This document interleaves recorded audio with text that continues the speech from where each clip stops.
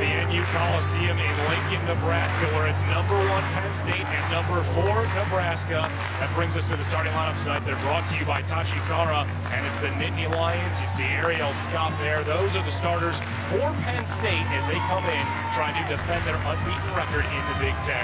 Russ Rose in his 34th season, a 5-time national champion and 12-time Big Ten Coach of the Year, has not won in this building since 1999. The Huskers are led by Gina Mancuso, and you see the rest of their starting lineup trying to bounce back from a difficult loss to Ohio State on Friday night. Head coach is John Cook in his 13th season overall, a 2-time NCAA champion as well, 4-time Big 12 Coach of the Year, and potentially looking to go after a second consecutive Big Ten title. This win a must if the Huskers hope to repeat and go after another Big Ten crown. We're almost set to get underway inside the NU Coliseum. It'll be Micah Hancock for Penn State to start things off from the service line. We're underway into the net. A service error for Hancock. She did the same thing on Wednesday night against Iowa, but then got better as the match went on. And the Coliseum erupts. They know that Hancock's serve is deadly. If the fans can get in her head, rattle her a little bit, that'll be a huge advantage for Nebraska. H. Hubble serving for the Huskers.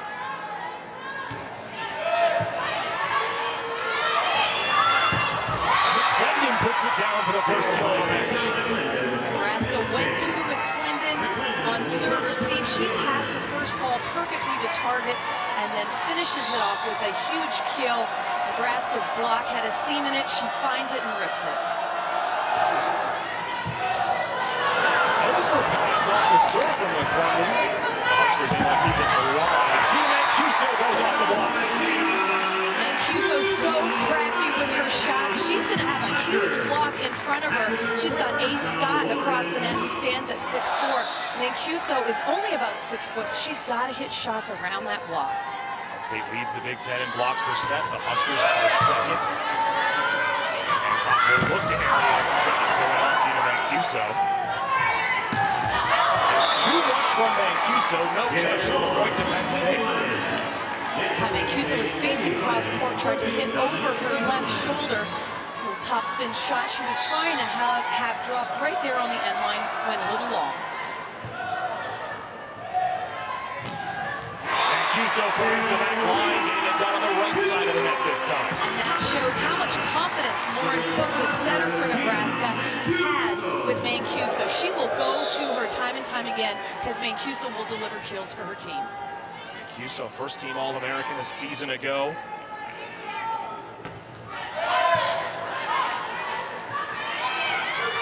Megan Courtney, the freshman for Penn State. Mancuso there for the dig. Look to Hannah Worth. Good dig by Dominique Gonzalez. Back row from McClendon. Pancake for Mancuso. First long rally going between these two teams. On her backside, able to save it, Mancuso. She was sitting down and it still continues. Pushes it over. Hancock will look to Courtney. Rally does not end. The tip from Brookhuis. Back to McClendon out of the back row. Worth goes into the tape, and too many touches. Penn State wins the rally. Hey, but the place goes nuts because they appreciate good ball. Take a look at these saves. Defense is an attitude, and both teams came out ready to play. The ball ends with a sleigh block, point to Penn State. But as I said, the people in the Coliseum appreciate Nebraska's effort on that play. The most informed fan bases in all of collegiate women's volleyball, Brookhuis.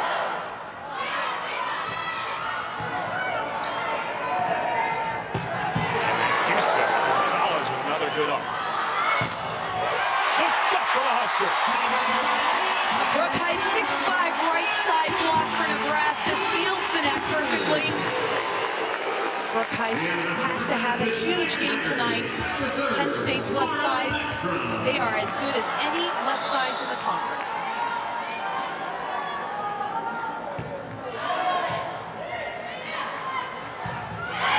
Slay as good as any middle in the conference as she puts that kill down. And Hancock front row takes a big jump at the ball when she's jump setting.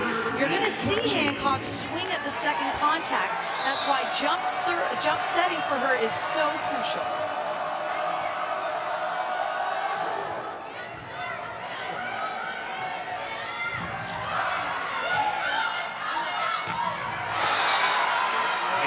Coliseum in Lincoln, Nebraska, where in set number 1, it's a 5-4 lead for the Penn State Nittany Lions, the #1 team in the country, against the 4th-ranked Nebraska Cornhuskers. Starting things off early, it's been back and forth. One long rally won by the Nittany Lions. They gain the momentum.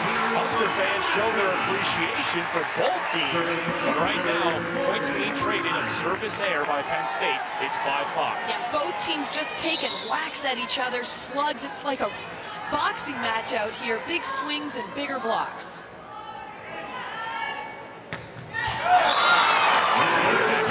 Service errors.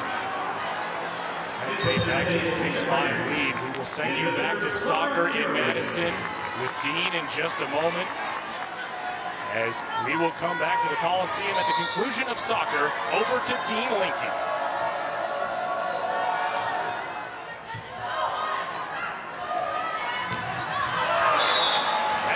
Wide of the line, so an error on the Huskers. Errors were a problem against Ohio State on Friday night. The Huskers hitting under 250 in that match and ending some long rallies with service errors and attack errors that did not please head coach John Cook.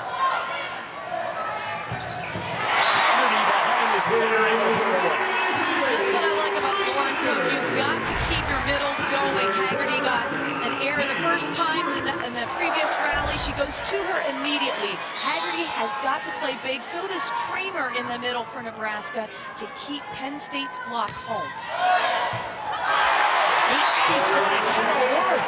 Just a little jump float, and it's able to cause problems for Penn State. Well, Russ Rose has really liked Deja's passing so far this season, but she does get picked on a lot, and she's got to call the ball early and commit to it. See if Worth goes after her again. It's Gonzalez who takes the service. See Mia Grant. Just a block for Mancuso.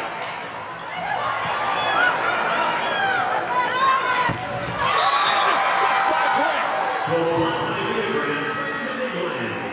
Closing the block there, hip to hip. The ball is set inside a little bit. You're going to see Penn State's block is there waiting. Big celebration there by Mia Grant. Mia Grant is 5th in the Big Ten in blocks per set during conference play. Really improving throughout her sophomore season. Hancock with a tough serve. Upset goes from Cook to Mancuso. Another stop for Mia Grant. Give the point to Hancock. It was all created because of that big serve. The ball was obviously going to go to the left side hitter. You can see Penn State's block just waiting there, drooling at the mouth for that block.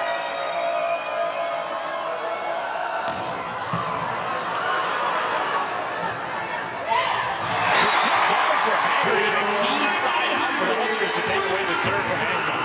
Haggerty sees that there's only one block in front of her, lots of room to not only hit, but that time a very crafty tip right in the middle of the court, lands perfectly for Haggerty. Join the conversation on Twitter, hashtag B1GVolleyball, twitter.com/BTN Volleyball. Give us your thoughts on this match for all of the Big Ten conference. The service error by the Huskers, the decision by Deja McClendon to let it go.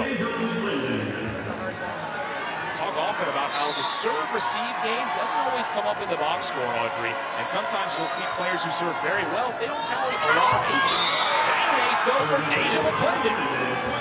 That's just the classic floater serve that you think is going to go long, and at the last minute, because it's floating, will just land in the court. Tough serve there by McClendon. 9th service ace of the season for McClendon. It's 11-8 lead in set 1 for Penn State. Overpass created by the serve. Still alive, chance for Nebraska. Tip from Ariel Scott, good job by Hannah Worth. And another kill for Scott. Well, even though Nebraska had a nicely set block against Scott, she goes up and over. You can see it went right over that seam of the block. She's going to be a tough one to contend with tonight for Penn State. They're trying to get their stars involved, a player they want to have to be a big factor in this match this afternoon. Ariel Scott, just 1 kill so far, but in 2 of the 3 meetings against Nebraska since the Huskers joined the conference, Ariel Scott had 23 kills, and you see her numbers overall, 4.5 kills per set, hitting .341. Yeah, she is a spectacular player and a Player of the Year candidate. You've got to have big numbers against the top competition, and that's what she does. She's come ready to play tonight. Lauren Cook, the setter for the Huskers, will head back to serve. Cook, 3rd in the Big Ten in assists per set with 11.25.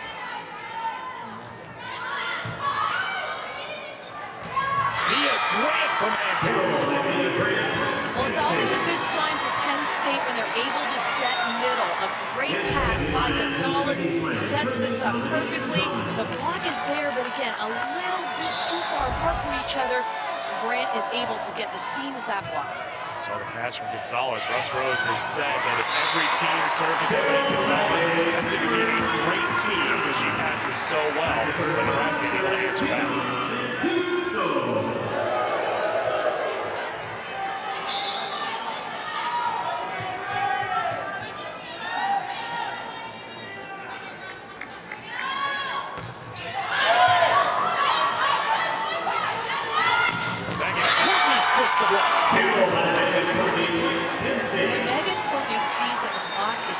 She's able to hit it. Just a freshman plays with so much confidence.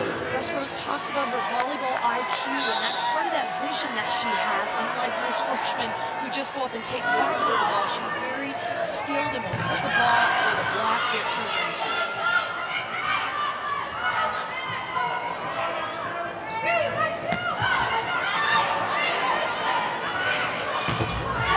Slay goes off the block as it comes down on the Husker side, out of play. Yeah, Slay, another Player of the Year candidate as far as I'm concerned. Her slide attack has gotten so much better every year she steps on the court, so I've been very impressed with the improvement that Slay has made. Always done a nice job defensively improving her offense. She was the Big Ten Defensive Player of the Year last season, and now Slay will try to tip it over. Slay's there for the block. Huskers keep it in play. Again, Slay moving across the net, trying to slow down this Husker attack. Back to Courtney. Over the block, catches the ball. Boy, those shots that go right on the line.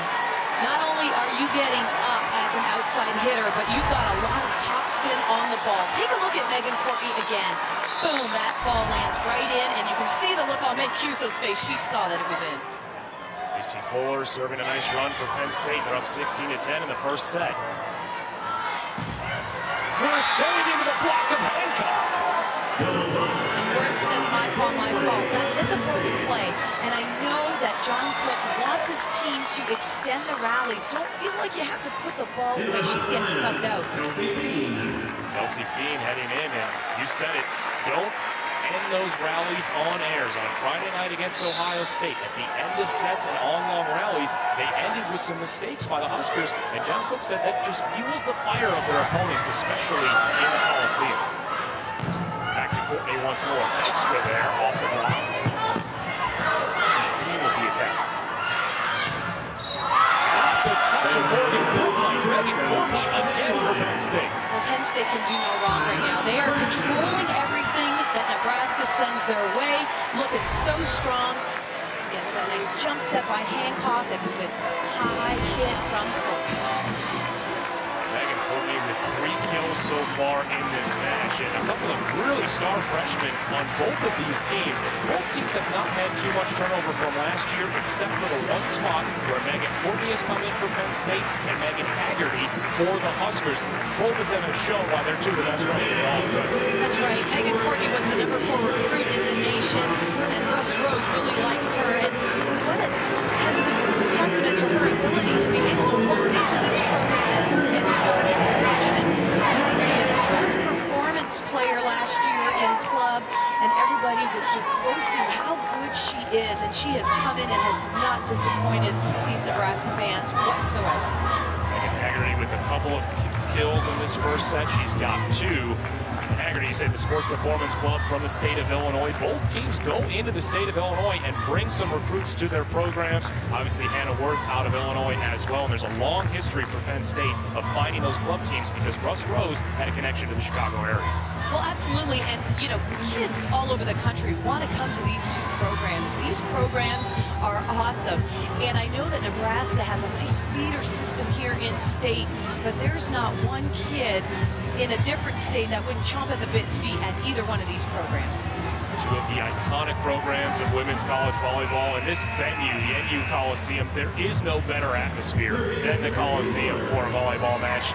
Lacey Fuller still serving for Penn State in this first set as the Nittany Lions lead it 18-10. Penn State hitting 296, a negative number for the Huskers so far in this match, and their hitting percentage. It's Kelsey Dean, who is blocked. We'll see if Cook puts Worth back in. I saw them kind of exchange words on the bench. Worth was like, put me in. I think Cook is trying to get in her grill a little bit. Tell her to play a little bit better, and you will see the point. Schramer with a chance in the middle. It's back to Megan Courtney. Got to throw over away from the net.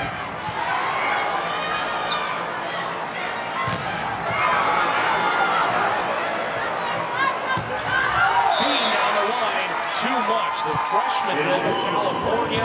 This is just her 5th match of the season. So far, she's not found her rhythm.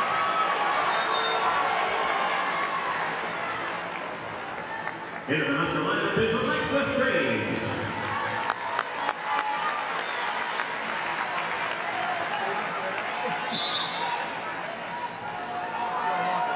Inside the NU Coliseum in Lincoln, Nebraska, in set 1, it's Penn State on top, 21-10. An extensive run with Lacey Fuller serving. Right now, Penn State on top because Nebraska is struggling with some errors. Mike Wolf alongside former Ohio State All-American Audrey Floss, the #1 team in the country against the #4 team in the country. And Kelsey Bean, the freshman, finally ends the run by Penn State. Yeah, Nebraska going into their bench here, replacing some people. We see Feen on the left side, Alexa Strange on the right side, replacing Brooke Heist. So Coach Cook not very impressed with the starters right now for his team. Brooke Heist and Hannah Worth on the bench. They've struggled to start things off, and of course Nebraska lost on Friday night to Ohio State. That was their 2nd Big Ten loss of the season. So this is an absolutely vital match for the Huskers if they want to repeat as Big Ten champions. Air on the Nittany Lions gives the point to Nebraska. I really feel like McClendon can approach to a lower set when she's hitting out of the back court. It seems like she's always waiting for the set, so I'd like to see that drop down a little bit further. Service error by the Huskers. And an update, Nebraska hitting negative 057 in this first set. They have 8 attack errors as well as number of service errors to go along. So Nebraska struggling as they're down by 10 in the first set. A 22-12 lead for Penn State. Kristen Carpenter into serve. It's Alexa Strange goes cross court, but it's in play. Strange has had success coming in this season. She had 7 kills against Indiana on the road. They like to use her to bring a spark off the bench. Right, but they need their starters to perform. You're not going to beat Penn State with your bench players. The kids that have started need to get into this one, and John Cook needs to give them the opportunity to show that they can do something here in this match.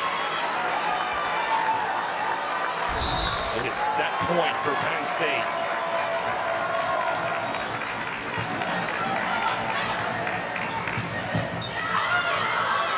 Up by Gonzalez.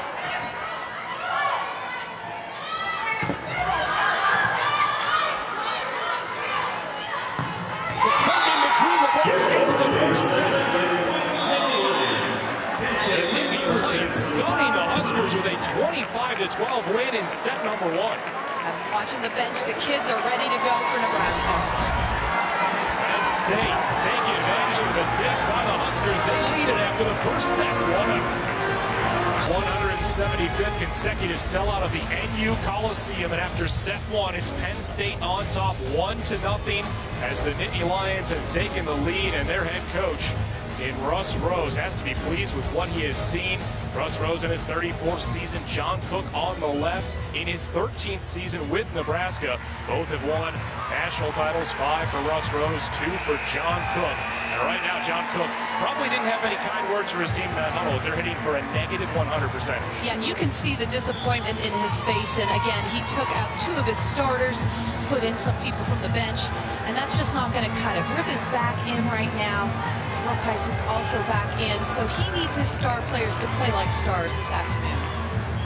It's the second meeting of the season between these two teams. Penn State won in 4 sets in Happy Valley, but Nebraska had a chance to go up 2-0. A couple of calls did not go their way. And last year in this building, it was Nebraska winning in 5 sets after taking a 2-0 lead in their very first Big Ten Conference match. A lot of history between these two programs, not only in just the past few years, but dating back a while. It is always a phenomenal showing when these two teams take the floor. The overpass created that. Able to get on the block. Still locked. Rolled up by Megan Courtney.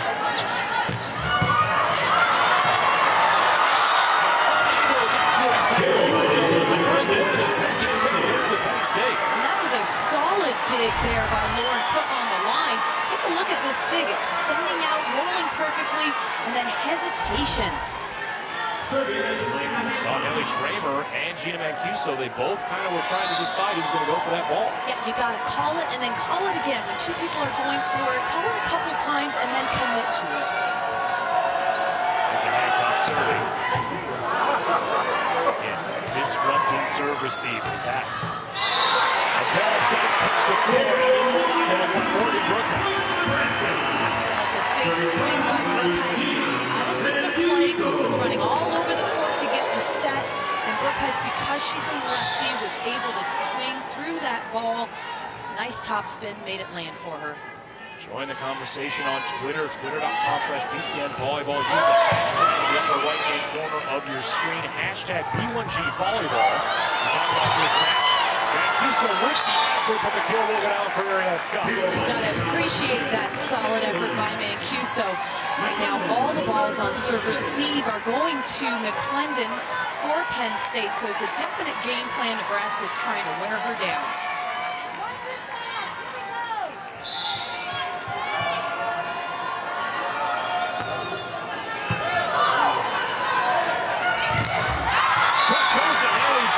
It's a step, the 6th block of the match so far for Penn State. Right, and Cook is trying to run some different things. A double back quick there, somebody going in for the back quick, and then a slide coming around. But that trickery isn't going to work. Penn State's block is the best in the conference, and they are taking control of the net.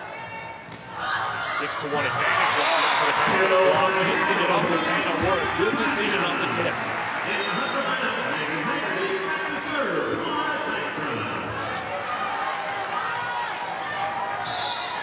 Wearing an interesting headband tonight. Lots of colorful colors there on that headband for her. A lot of style and passion from Hannah Worth anytime she takes the floor. And Megan Courtney with her 4th kill in this match, able to do it emphatically. Well, she thumped that ball over top of Brookheiss. Take a look at that. There wasn't much line, but it's that vision that she has. She's able to see it, and she marked it. Megan Courtney has tied the total numbers of kills that she had in the first meeting between these two teams, and we're just at the beginning of the second set. With 4 kills for Courtney. A 4-3 lead for Penn State in set 2. Set 1 went to the Nittany Lions 25-12.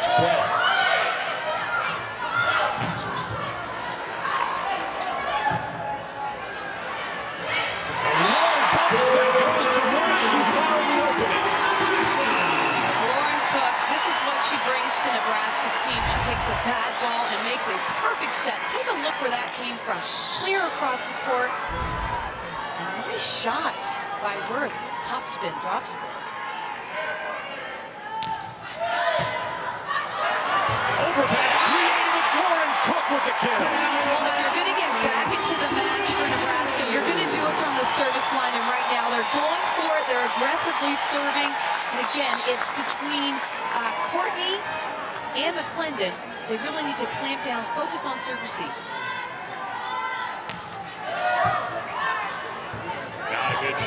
And Courtney will put a swing on it. With the top to the corner. Again, this is what makes Lauren Cook so good. She takes that ball and it's placed perfectly in the left back corner. Communication with her middle here. Don't be surprised if she pumps the ball to Haggerty. They're in that two-hitter rotation right now. Morgan Brookhouse doing a nice job serving, but she's still back there. Worth trying to take that overpass. It's Haggerty a bit too much. No touch on the point to Penn State. That was a good run by Brookhouse. She had 3 service aces a week ago at Illinois, so Huskers will take that to that.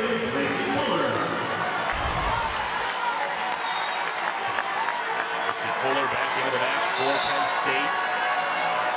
So the long run in set number 1 to build up that lead. Free ball sent over. And Penn State take advantage. They go to Slay, and she tools the ball. Katie Slay, such a tall, physical player. And again, that slide attack for her has gotten so much better, and that's the reason why Penn State has really jumped that hurdle that they had last year. Experience, especially in the middle, but also in the back court.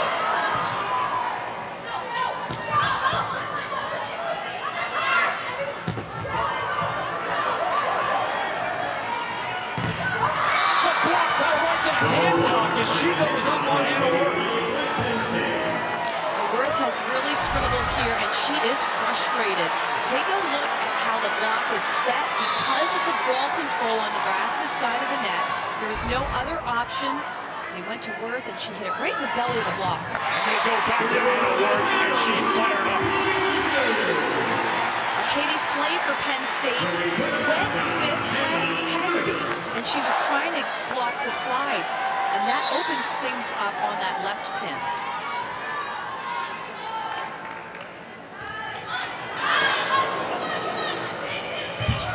It's back to Slay. It rolls off the top and goes down.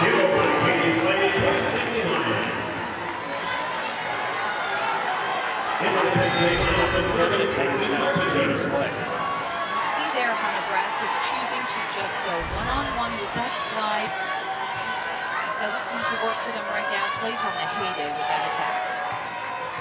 Slay comes in 4th in the nation in hit percentage, hitting .456. She's hitting over 700 so far in this one. It's McClellan who goes off the board. So Penn State is responding well by the surge of Nebraska. Now let's take a look at this again. Nice jump set all the way outside. Lauren Cook, not the best physical block. She only stands at 5'8". McClellan's going to be win that battle.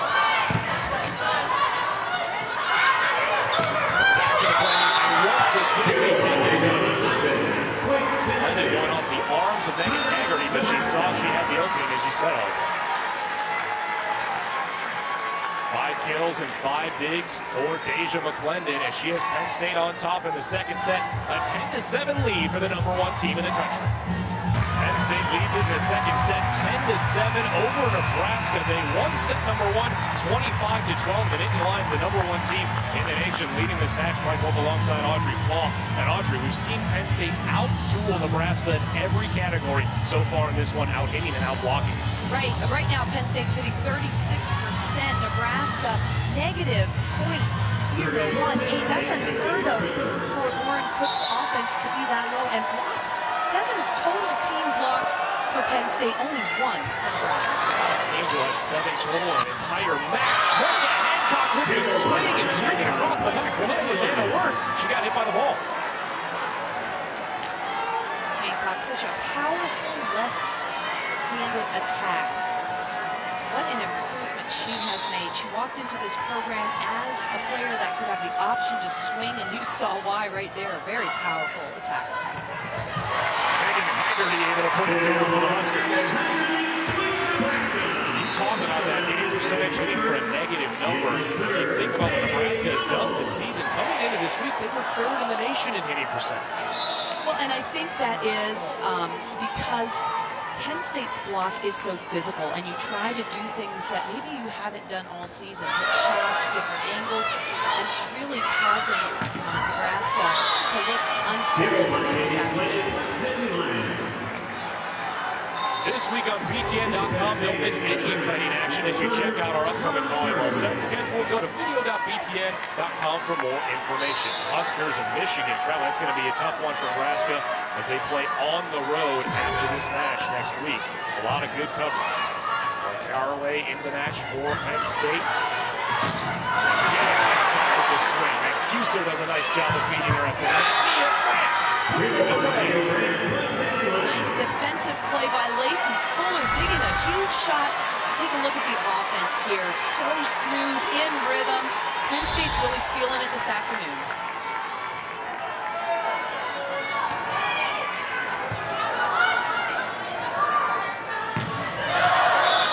From Mancuso, she wants the touch. She can't believe there's no call. The pass took Lauren Cook off the net. Penn State's block releases early, sets up a perfect block against Mancuso, and again, she's trying to hit over a pretty big size block there, although in front of her is Hancock, who's only 5'11". Handle that at the point to Nebraska. The Huskers lost on Friday night due to errors against Ohio State. And phenomenal play by the Buckeyes. You want to give the credit where credit is due to Ohio State, but it was not the typical Nebraska team. And starting off poorly here in this first part of this match against #1 Penn State. Clendon sees the back corner is open and takes advantage. Hey, what a smart shot. She wanted to rip that ball, but she saw that the block closed in on her, and she also saw that huge chunk of the court in the left back area that was open. Took a lot of heat off of that swing and placed it perfectly. It will be Hancock again to serve for Penn State.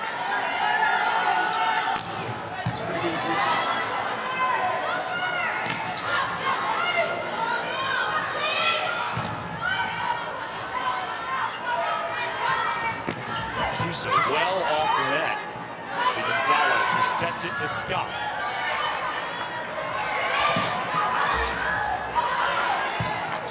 Carpenter able to keep it in play. And a whistle as a violation is called against Nebraska. And you're going to notice for Nebraska, Brooke Heiss, 6'5", is playing the left side of the court. Let's take a look at this call. Body control, or lack of it. But Brooke Heiss is playing the left side of the court because Scott for Penn State is playing their right side, so they need a bigger block against Scott, and they're calling on Brooke Heiss. The ace for Micah Hancock. She'd been saying she was back to her groove after the match against Iowa, and it shows there with a service ace. Yeah, it's real important for her to get that top spin curve ball of a serve that she has. It helps build momentum for her team. It builds confidence in her as a player as well. She had a high number of errors over the past few weeks. This one she puts in the net, so trading points. Service there after the ace by Hancock. You know, but she's taking bigger swings from the end line. I know she was hesitating in some other matches that I saw her play in. So, you know, that's a good sign for Penn State when she goes back there and gives it her all. Rose decided to take away the high jump serve at points this season. They've gone back to it as she's felt more comfortable. Mancuso also very good from the service line. Keeps Penn State out of system, but Scott still sights it. You got Tramer right now in the front row for Nebraska, and she hasn't really gotten a big block for her team yet. That's what she does really well. So these girls for Nebraska really struggling with the offense here for Penn State.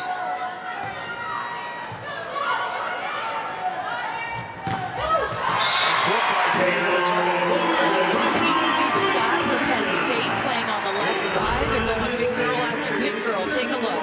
It's not the position that Scott typically plays. So we're trying to match up sizes here. That's the coaching tactics on both benches.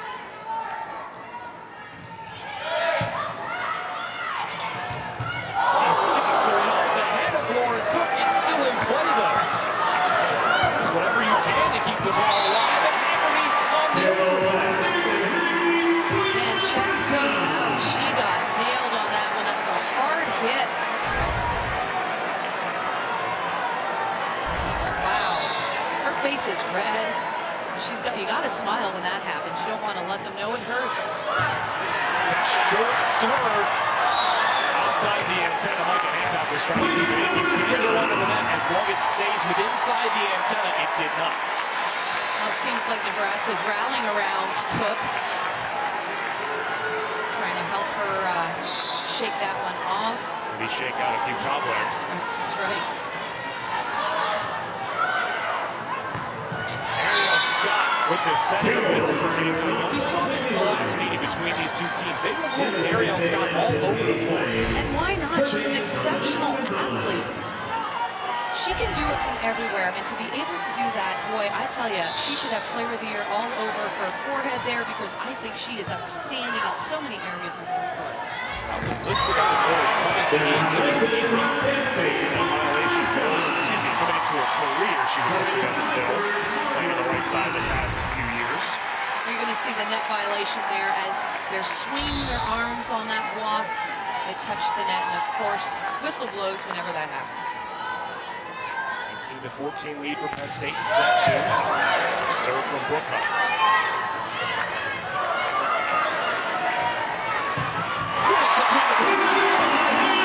What a great opportunity for Nebraska. It was essentially a free ball that Scott sent over the net.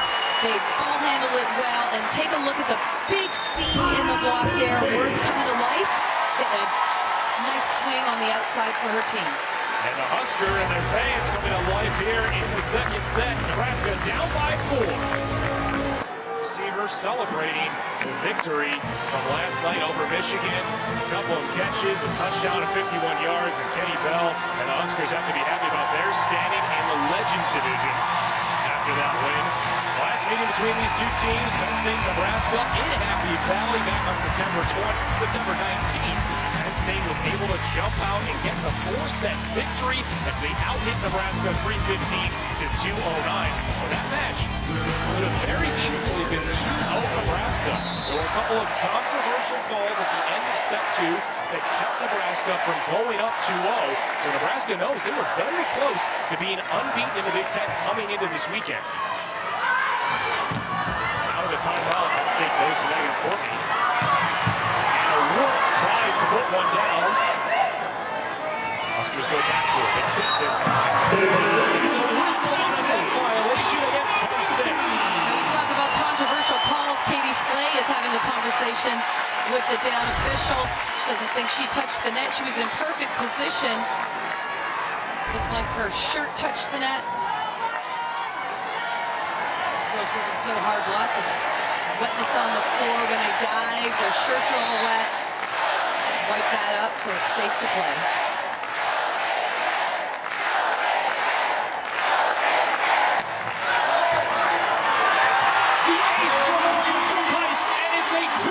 Second set. And the place erupts. Everybody on their feet. Again, serve and serve receive. The game within the game. Right now, McClendon's getting a lot of action in serve receive. They're picking on her big time. A 7-1 run for the Huskers.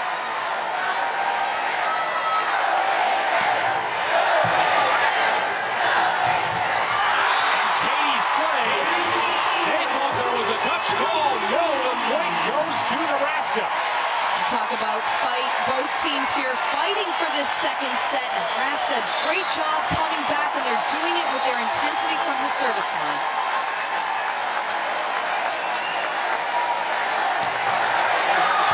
Too much that time though from Cornhuskers. And Penn State 5 points for taking the second set. The Husker fans will show their appreciation for that run by Nebraska. Remembering set 4 between these two teams in University Park. Nebraska went up 9-1, and then Penn State went on a run. Huskers trying to do what the Nittany Lions did back in after that. Able to get the kill. Well, Lauren Cook has great vision as well, and when she sees that Katie Slay, the middle blocker for Penn State, has released, she sets the opposite way. And when you have someone as good as Haggerty swinging on those balls, boy, that's almost a guaranteed point when they are in rhythm. Solo stuck for Mancuso. Katie Slay struggling here the last couple swings, but it is 2020. At this point, you've got to play perfectly. You've got to do your little job out on that court wherever it is. This place is going nuts. A race to 5 in set 2.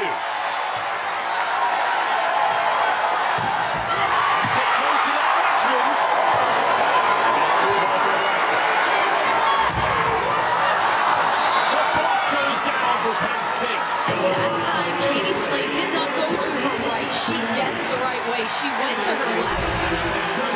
Double block here on Haggerty, and that ball almost didn't land in the court.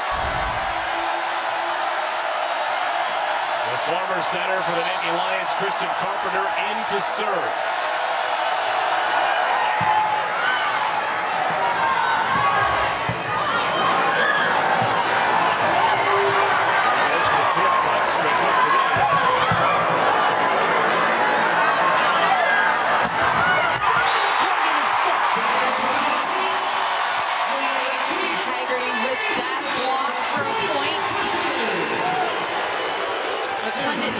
Right in the belly of the block. She's got the the shorter setter on that side with Lauren Cook, but the ball wasn't pushed out far enough to the antenna for McClendon to be able to hit a line shot. 21-21 in set 2. This was an 18-10 lead for Penn State. Hancock wins the joust, and she yells at her teammates. She's got so much spirit and fight in her. She takes this bad pass and is able to muscle it through. It's a huge point for Penn State. It'll be the freshman Laura Caraway in to serve.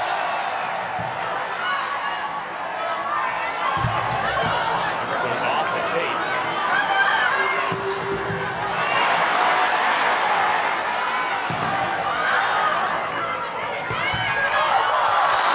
Works out for McClendon as she pulls it off the top of the net. Sometimes it pays to be lucky. She's skilled, but she was very lucky on that one. The tape helped her out a lot. 23-21 Penn State. On top in set 2, the Nittany Lions took the first set, 25-12. Right now, Penn State doing a good job responding. They were up 18-10 in this set, but Nebraska put together a run. And this, the fourth meeting between these two teams since Nebraska joined the conference. They have right now the leads in favor of Penn State as they won 2 of the first 3, this being the fourth. Penn State, one of the iconic programs, 5 national championships. That's the second best in all of the country. One of only 2 teams to appear in all 31 NCAA tournaments. And again, they're trying to get back the Big Ten title, which the Huskers took last year. This Nebraska team is trying to do some things they haven't done in the history of these players who have been here. They have not been to a national semifinal or national championship, but they do have 3 national titles in their history and 30 NCAA appearances. John Cook talked about at the beginning of the season. It's unfinished business with this Nebraska team, and winning against Penn State in the second half of the year is part of that unfinished business. Yeah, well, everybody that comes to either Nebraska or Penn State, they expect to win, but they got to pay their dues. As you mentioned, some kids in these programs haven't made it to the Final Four, and you can't walk into these programs and just expect it to happen. It takes a lot of hard work and discipline, and it takes winning matches like this to get you over that hump. Penn State has won 4 of the last 5 national titles. Last year, it was the Huskers coming in their first year in the Big Ten Conference. They won the Big Ten title, ending Penn State's streak of 8 consecutive conference crowns. Penn State 2 points away from taking the second set. Cuso of the system, able to put it down for the kill. I see Lauren Cook just able to get it over to Gina Mancuso. And even out of system, Nebraska finding a way to terminate. It will be Cook to serve.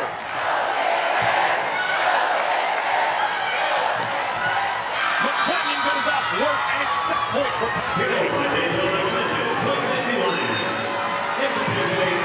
Hancock will head to serve for Penn State. She closed out the match on Wednesday night against Iowa with an ace. Penn State would love another right now. Nebraska been fighting this entire second set. Down by 2, Penn State on the verge of potentially going 2 up.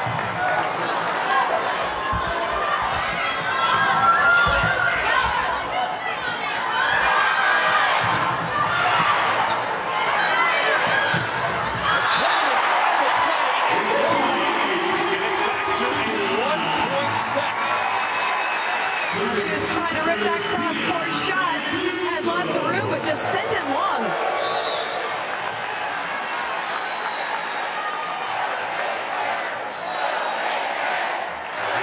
so for the Huskers.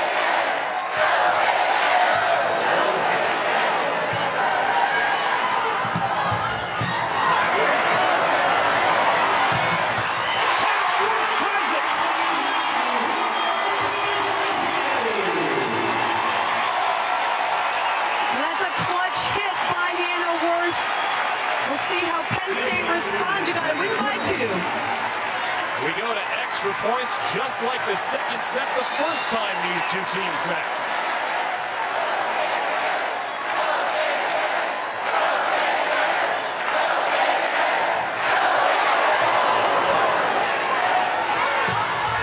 Too much for Ariel Scott, and now the Huskers have a set point.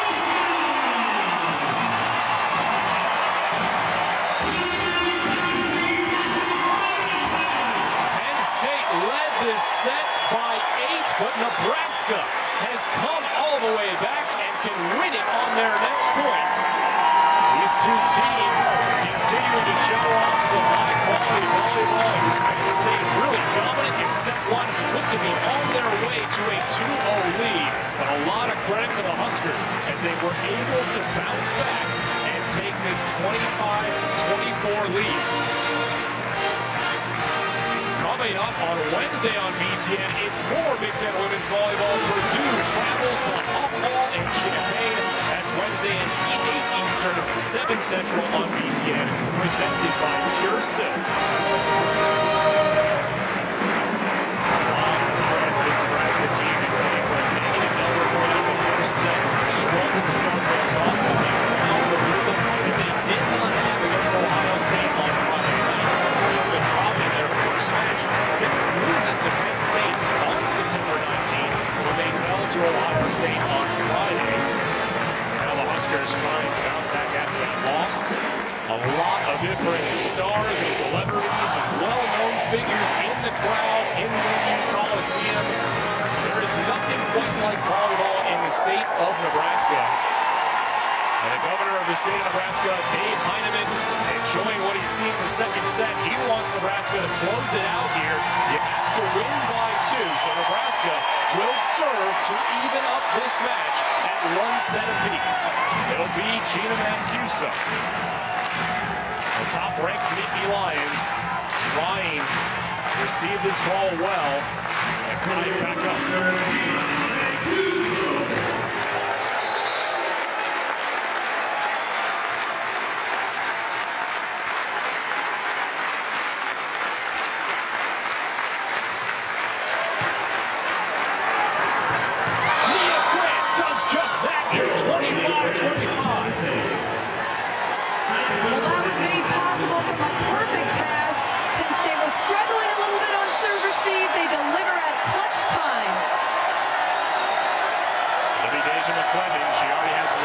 In this match. Hook to Brookheist. Elbow play, and Brookheist delivers for Nebraska.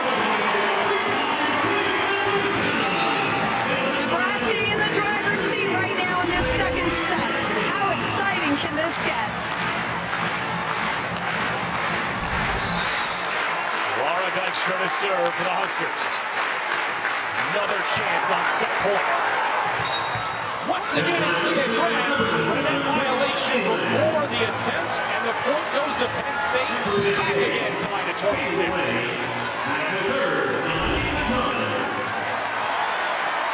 that violation cost the Huskers on Friday night against Ohio State in that 4th set as they would go on to lose. Again, Brookheist able to lock it down.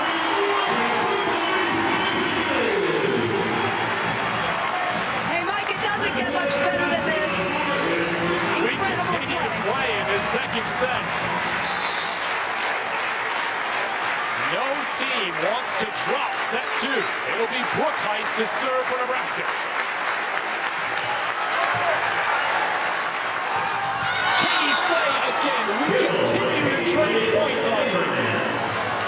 Well, every time they have needed a point, they're getting it from good passing and pumping middle.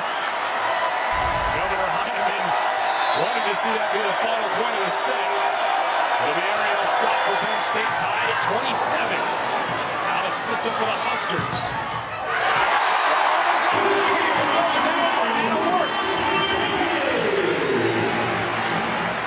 It will be set point number 4 for Nebraska.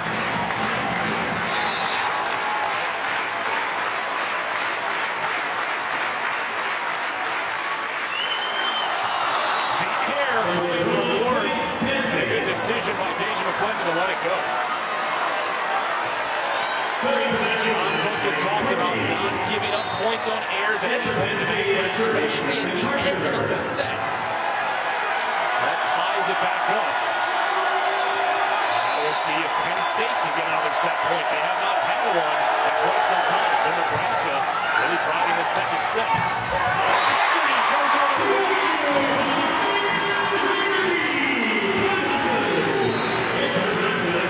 This is what happens when number 4 and number 1 play each other. Not disappointing anybody right now. This is the best volleyball I've seen all season. top 2 teams in the Big Ten Conference and 2 of the top teams in all of the nation. Paige Hubble will try and end this extensive second set.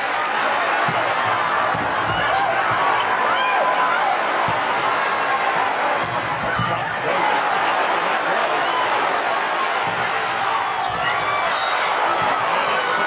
And it's Haley Schrader.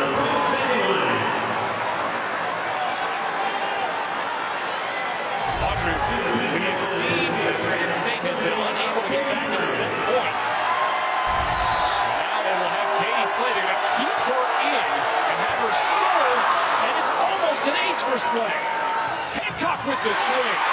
Great dig by Hannah Ward. The block puts it down for Penn State, and they find the end of a set point at 30-29.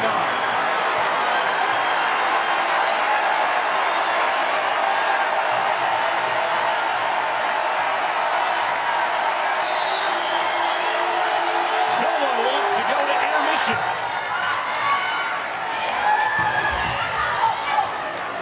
Set post from Slay. This could factor in a double touch ball.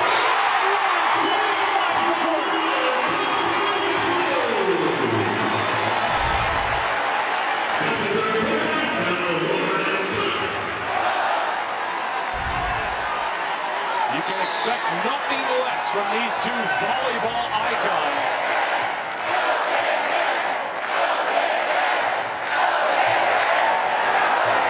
Good first pass by Penn State. Keep it in play. And Cuso on the swing.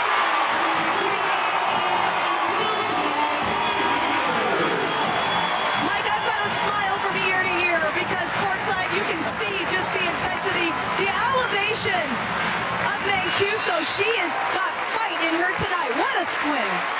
Set point number 6 for Nebraska.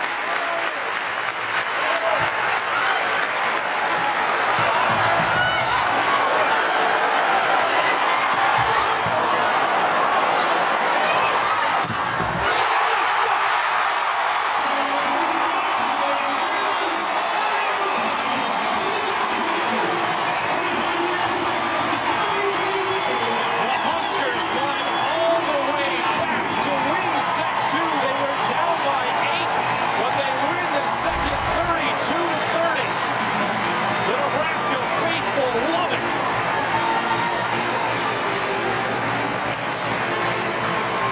What a tremendous effort by Nebraska. The stuff block coming between Haley Schrader and Morgan Brookheist will send it to Audrey with Coach Cook.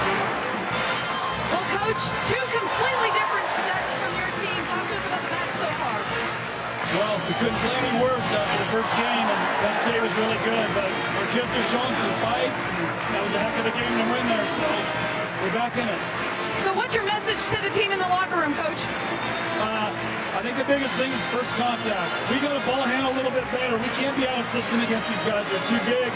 If you just give them easy balls, they got some big players. So we got to handle the ball better. Thanks a lot, Coach. Huskers deserve to celebrate after coming back in that second set. They were on the verge of falling behind 2-0, but it's tied at 1. Nebraska and Penn State at the intermission. We'll come back to the Coliseum in a moment. Tied at 1-7 piece. We'll send it down to Audrey. We're courtside with the assistant coach, Kalina Davidson. Can you tell us a little bit about the message in the locker room that Russ gave his team? Yeah, we talked about just not being tight at the end, so we made a few errors and a few balls down at the end that we need to keep in play. And it's tough here. Nebraska's good and the crowd's great, so we have to fight here. Thanks so much for your time. Good luck. Penn State led that second set 18-10. Audrey, they looked like they were on their way to a 2-0 lead, very similar to Nebraska, who appeared to be able to take a 2-0 lead in Happy Valley. They did not. The same thing did not occur here in the second set for Penn State. Yeah, but what great volleyball we saw at the end there. Nebraska's key players came out strong in the second half of that second set. And so this match is everything that we thought it would be. It's not disappointing us at all. And you gotta love the Coliseum. The fans are going nuts. Such an exciting venue to play in. The final season of the NU Coliseum. And Audrey, you and I talked before this match. This is probably the biggest match that will be played here for the remainder of the NU Coliseum's tenure as hosting Nebraska women's volleyball, because even though they'll play in the NCAA tournament, it will not be against an opponent that they have as much history against as Penn State and as much as they respect an opponent like Penn State. You are absolutely right. And you got to like the numbers for Nebraska. Such a big hitting percentage difference in that second set for them.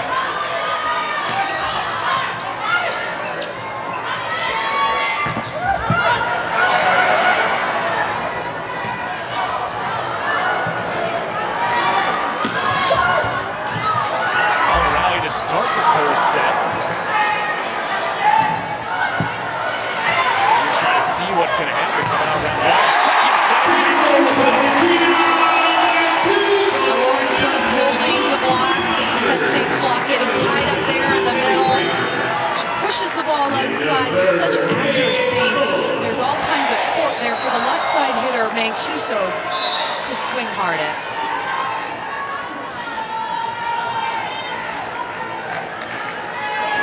Trouble back in to serve. Captains for this Husker team goes after Megan Courtney. There's a chance for Penn State.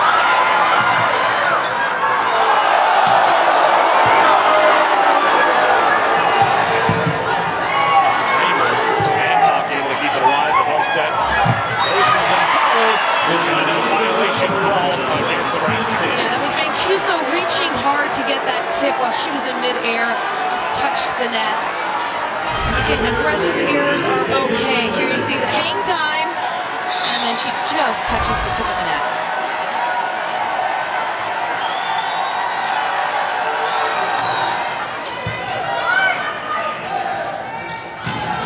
Pass goes up. We haven't seen Brooke Heiss hit a lot from the backcourt. You're going to see that she gets the ball no matter where she is. Now she's rotated to the front of the court. Again, she's that lefty that plays on the right side, swings big from the basket.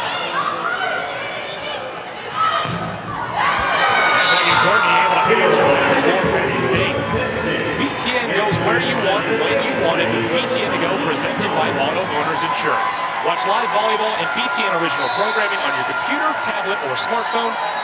BTN to go is available at no extra charge to subscribers who receive BTN through their cable, satellite, or participating video providers.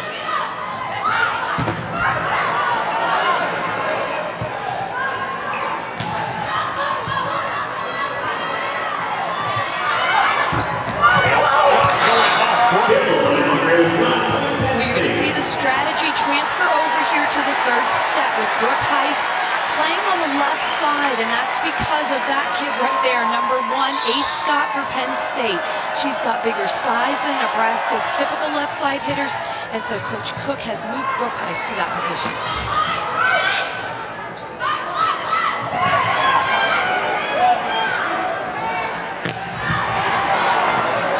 Nice dig by Deja McClellan. Stop goes for the tip, and home for Nebraska.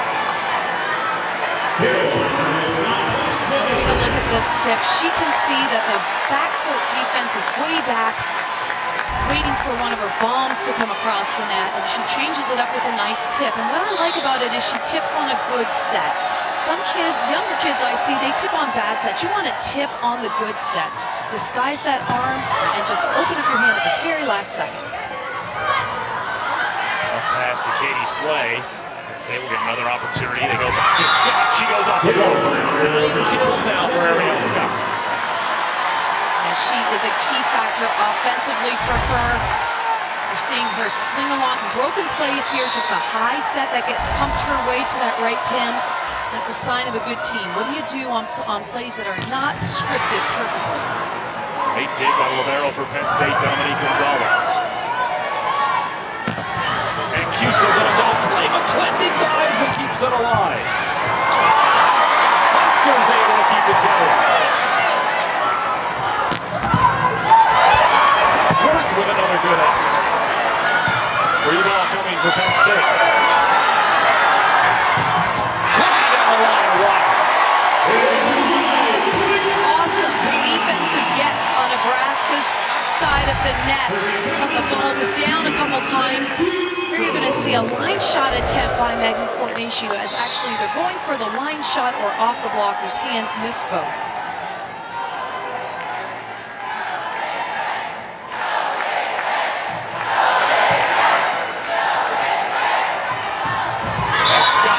Penn State, she's starting to find her rhythm here in the third set. Well, one of the things that Nebraska can do against her, aside from switching Brooke Heist that way, is also go with her approach. Sometimes she goes so heavily cross court, and the left side blocker for Nebraska just stays a little bit too far to that pin.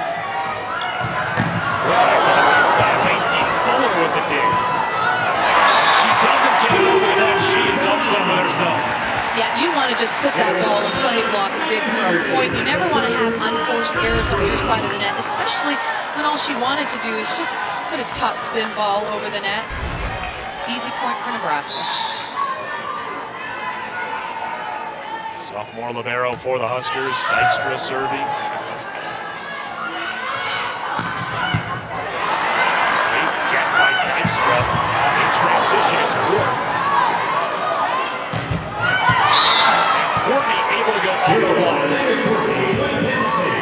Great defensive get by Deja McClendon in the backcourt. Take a look at that by Dykstra for Nebraska. And then off the blocker's hands, scores a big one for Penn State.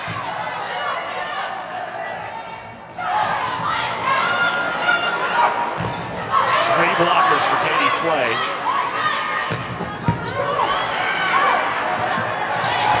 With the tip over. Courtney out of the back row. Penn State even setting a freshman in the back row. Yeah, that's a great broken play set by Penn State. And take a look, she goes up strong and hits that ball. I'm so impressed also by the backcourt players for Penn State. Really, they've done so much improvement since the beginning of the season. 7 kills now for Megan Courtney, a free ball from Penn State. They go to Slay and she terminates. I was impressed too in the second set. Even though Penn State lost, they pumped middle a lot, just hitting the one balls in the middle. That time, Katie Slay running a slide over top of court. 9-4 lead for Penn State in set number 3 as we continue from the NU Coliseum. Back in Lincoln, Nebraska, an animated crowd on and inside the NU Coliseum. Penn State on top of the third set, but we're tied at 1 set apiece. This is the second time this season that the Huskers have faced the #1 team in the country. Back in the first weekend of the year, Nebraska took a 2-0 lead over the UCLA Bruins. Then it was UCLA coming back to force set number 5. The Huskers got great play from a number of their stars, including the freshman Megan Haggerty, who had 17 kills and made a statement to start the season for Nebraska. Yeah, I remember that one. Nebraska played with a purpose, and that was to knock off the #1 team in the nation at that time, UCLA. And like you said, Haggerty exploded onto the Big Ten season after that big match against UCLA. Nebraska has won their last 2 matches against the #1 team in the country, trying to make it 3. Penn State, the only unbeaten team in Big Ten Conference play, 11-0. The Huskers 9-2 after falling to Ohio State on Friday night.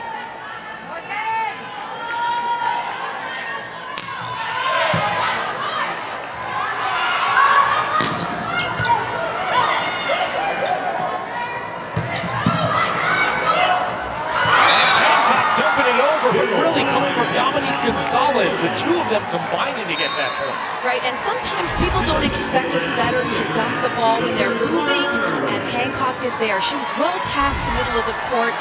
No blockers were on her. She sees that. She's got that sixth sense. She can tell when the blockers are jumping with her. Clearly a skilled setter. Kills from the sophomore Penn State setter, Megan Hancock. Back to Deja McClendon, the stop by Haggerty. Haggerty turns and gives a big smile and pumps her team up. Take a look at this, closing perfectly, reaching over. And there you see that fist pump I love so much. That's just a freshman for Nebraska. Megan Haggerty, a freshman. She actually was planning on going to Wisconsin, decided to change her mind and join the Huskers. She has some of the best skills that a freshman that John Cook has seen in his tenure. Mistake by Penn State, and now Nebraska clawing back into the third set. Nebraska's doing it with tough serving. We can't emphasize that enough. You put so much pressure on the serve-receive team when you're able to serve with a purpose. Pick your spots, go for whatever the coach is telling you in terms of service targets. And off of Lauren Cook, Deja McClendon goes for the kill. We talk about the serving of Nebraska last Sunday at Huff Hall in Champaign. John Cook said that his team served Illinois off the floor. That was not the case on Friday night against Ohio State. They were tentative throughout, and he said that was one of the issues why they lost that match. Right, and despite Nebraska having a great record, they tend to do that a little bit too often for Coach Cook. They seem to play up and down, some players not rising to the occasion. But tonight, despite that poor first set, they have really come hungry for a win. They always talk about that side out for any team facing Micah Hancock's serve. And you get a side out the first time she's back there, you have to be happy with that result, as Brookheist got the kill on the back row.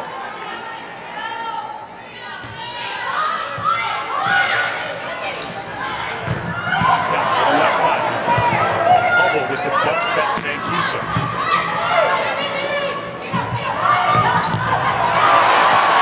Work able to keep it in play.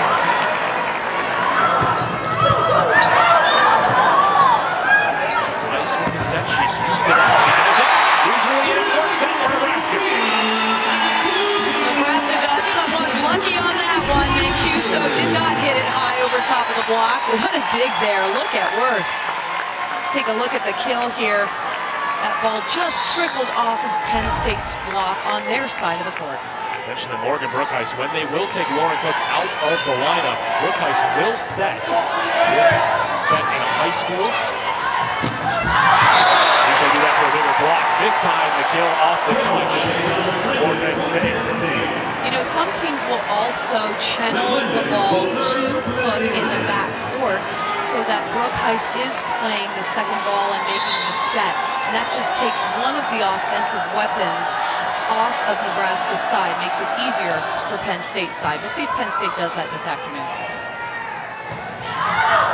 Too much for Brookheist that time. An attack here on Nebraska. So you're seeing more back row attacks by Brookheist, and that takes the pressure off some of the other hitters. It varies the spot of the attack, but Brookheist has to deliver. She can't go up tentatively. She's got to swing for a home run every time. Schramer with the tip, the pancake from Penn State.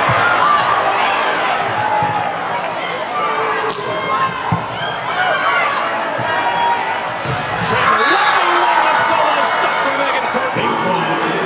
It's a good play by Penn State. Deja McClendon, just a nice easy ball over the net. She's relying on her block and backcourt defense to win the point, and Megan Courtney does that. One-on-one with the slide. With a gifted athlete, you've got to have those big athletes on the left side to stop that slide.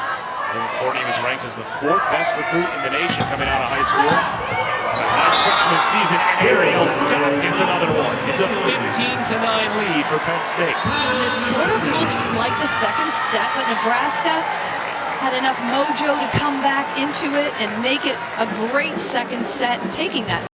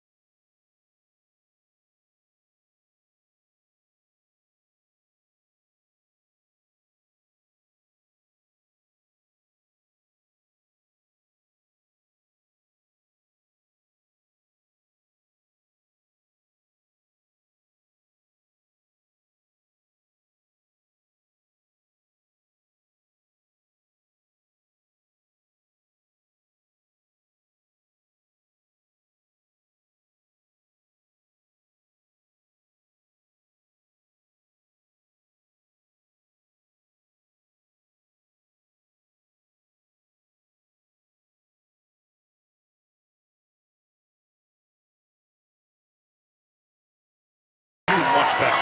You're absolutely right. You know, it's hard. This time of the year is really difficult, and some teams just take a nosedive. You know, some of the freshmen, last year's high school seniors, at this point, their high school season was just about over, and they're worried about prom. Here you've got a lot of the Big Ten season left and the tournament ahead of you, so that mental and physical fatigue cannot happen if you want to compete at the tail end of the season.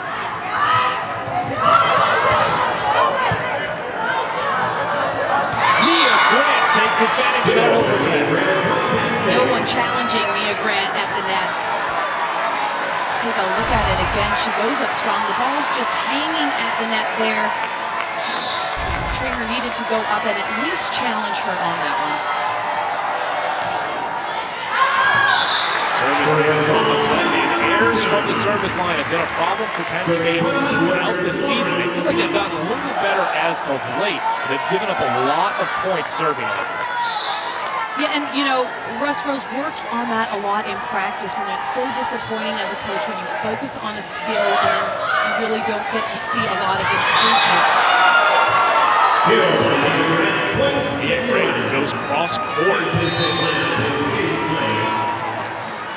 Grant will head to the bench as Katie Slade checks back in. 17-10, on the verge of potentially being the same margin from set 2. The dump over was saved by Gonzalez, diving for it. Double touch, so it does not become 18-10, it's 17-11. Impressive get by Dominique Gonzalez, though. She is quick in the backcourt. Unfortunately, a double contact, as you say, by Hancock. That doesn't happen very often either. Dominique Gonzalez just in her first year as the libero for Penn State. As Allie Longo a year ago, she transferred to Hawaii. That will happen from time to time, but here come the Huskers.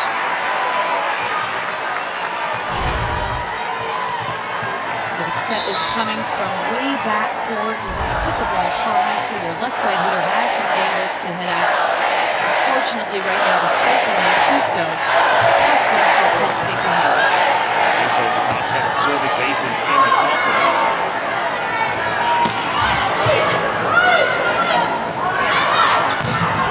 Let's go back to the freshman show once again. You know, even though Penn State got that point, I'm so impressed by the serving for Nebraska. They're really sticking to their game plan of picking their targets on the other side of the net. They're going to have to serve so aggressively to keep Penn State out of system, because Penn State, as Coach Cook said, is so huge. You want to take down the number of hitters that are options for Mikey Hancock and focus only on him. The freshman this time tournament. Feen stands at 6'3", so Nebraska looking for a higher contact here, somebody to swing, get some positive energy out there and provide a bigger block on that left side. Both of these teams bring in so many star recruits. Feen is the 19th ranked recruit in the country. Katie Slay was a big-time recruit back in her day, but she's a junior now and she gets that kill. Right, despite trying to put a bigger block in front of Katie Slay, she outmatches most players physically. Just such a tall player, and then has pretty good foot speed on the slide. I don't know if she'd win too many races, but she's got enough foot speed when she takes off on that slide to be a huge factor.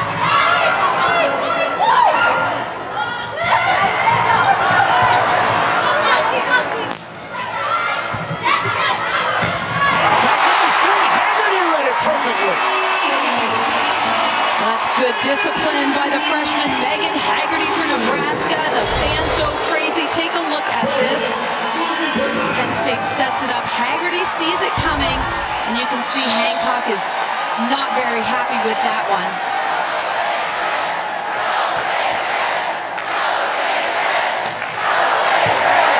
Huskers do it again. Come back from a large deficit. Right up by Mancuso. Goes off the touch. And that's the shot that Feen needs to hit. You don't want to hit into the big block of Katie Slay. You want to reach high and go over top of that block, getting the fingertips along the way. It's a clutch hit by the freshman.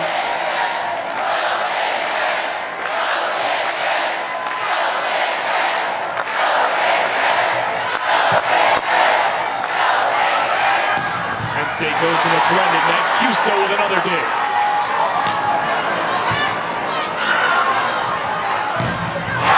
The block out of play by Cook. This place was ready to go off. And Cook wanted one so bad. Take a look at these great defensive plays by Nebraska. And then here is the McClendon kill off Cook's hands out of bounds. 20-15 lead in the third set. Penn State trying to close out a large lead, unlike the second set when Nebraska came back to win it 32-30. It is tied at one set apiece. Caraway in serving for Penn State. Overpass created, McClendon with the kill. Boy, if you're Russ Rose, you got to be pleased when you insert somebody to do a job and they do it well. Caraway serving a great serve, putting a lot of pressure on that Nebraska passing line. Just her 11th match of the season. And Haggerty with authority. You want to see an exceptional athlete. You're looking at her right there. Haggerty, that freshman with the slide. And Cook off the net, despite being on the 10-foot line, puts it right to the pin in that sweet spot so Haggerty can get it at the high point of her jump.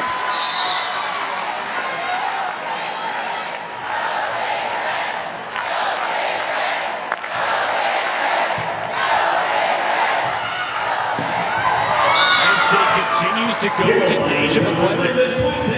Well, they're going to Deja because Lauren Cook is blocking her, and what John Cook has done in the past is taken out his setter. I think we've already mentioned this, putting in a bigger block. He has chosen not to do that. Cook is front row. We'll see if she can get her hands on the ball. She doesn't have to stiff block it. She just has to slow it down, get good touches.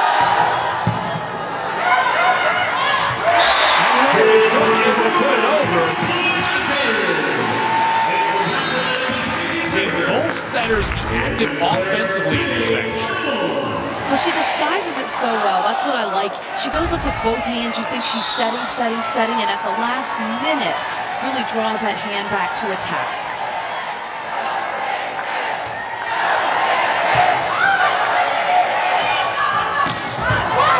Again to McClendon, and once more, she gets the point. Is now 15 kills for McClendon to go along with 13 digs. We're only in the third set, and it's the 11th double-double of the season for McClendon. Carpenter's in the match. They'll give McClendon a rest. And I have the utmost respect for this player, Kristen Carpenter, who's serving. She was the setter when they went to the finals. Now she's a back row player that does everything she can to contribute. It's a 23-18 lead. Penn State 2 points away from taking the third set. After the fight we saw from the Huskers in set 2, you know it's not over until somebody gets 25. Absolutely, I would agree with you. And Mancuso has rotated up to the front row. Actually, she's right front. So a strong left side attack, and then Brookhouse on the right side. Training to be exceptional blockers, and then for Nebraska. Brandon out back row on the tip. Good coverage by Mancuso. Trainer sees a triple block.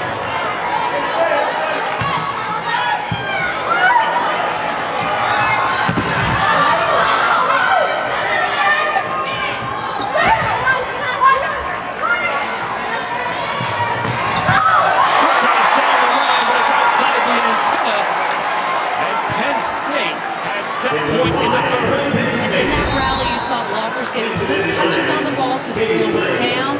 That time that ball was set too far out. And as you said, it went outside of the antenna. That crucial 24th point goes to Penn State. They dominate Gonzalez to serve for the Nittany Lions. Allison McNeil on the floor for the Huskers.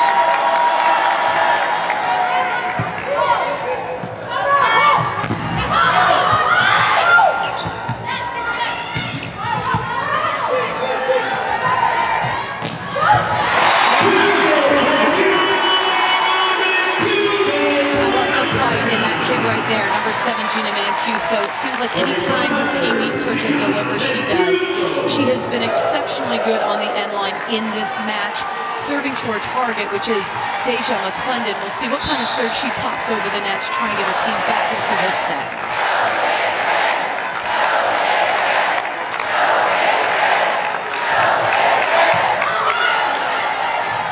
Got goes to Slay, and Katie Slay, and set 3. Penn State goes up 2-1. That's what we've seen from Penn State. They don't set a lot of one balls until they absolutely need to. Great pass and a great kill by Slay. A 25-19 win in set 3, and Penn State responds to the Husker win in set 2. We'll return in a moment. Nebraska for that third set hit 17%. Penn State hitting 27%. So the numbers really tell the story. If you're not hitting well, you're certainly not going to beat a team like Penn State. And the reason why Nebraska is struggling is Penn State is huge, very physical team. And so they put a lot of pressure on you to hit certain shots. And so right now for Nebraska, they need to believe that they can win. They need to believe that they can play the style of volleyball that they played in that second set to come back and get this fourth set. The Huskers are trying to avoid losing back-to-back matches at the NU Coliseum for the first time since 2003. That was the last time they lost back-to-back home matches, as they lost to Ohio State on Friday, and they trail heading into the fourth set to Penn State. Dia Grant looking for the first point. She gets it. That's a good tactic by Ida Hancock to start setting middle a little bit more. That will open things up for the key players on the pin. Hancock having a lot of faith in her middles, and I tell you, I still think that one ball in the middle that she was setting at the tail end of the second set, boy, those were exceptional hits.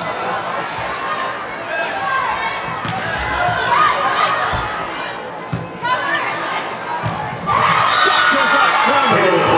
Another kill from Ariel Scott, her 12th. Trainer, one of the top blockers in the conference, and certainly the top blocker for Nebraska right now, needs to penetrate a little bit more and just have that confidence that, hey, I know Scott is across the net for me, but I can shut her down.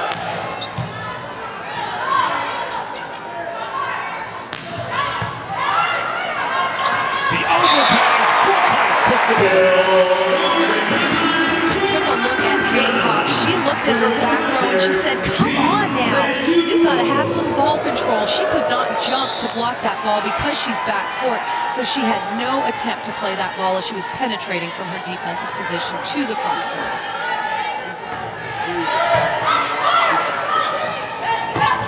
Set to the middle to Nia Grant. Once more, she connects. Hancock with a great set. She was on that sideline, the right sideline, and puts the ball right in that free zone. Good job by Nia Grant to make herself available to get the set. Audrey, you and I came into this match talking about the setters. What's your assessment of both of them through the first 3 sets? Well, I do think that both are very skilled right now. Hancock's got the upper hand because her team is hitting a better hitting percentage. So Lauren Cook has got to find a way to increase those numbers. She's got to be crafty, stick with the game plan.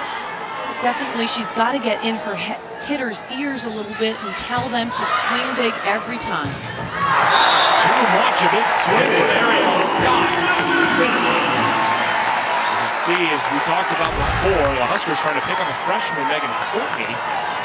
And serve receive, as you saw the triple block go up against Ariel Scott.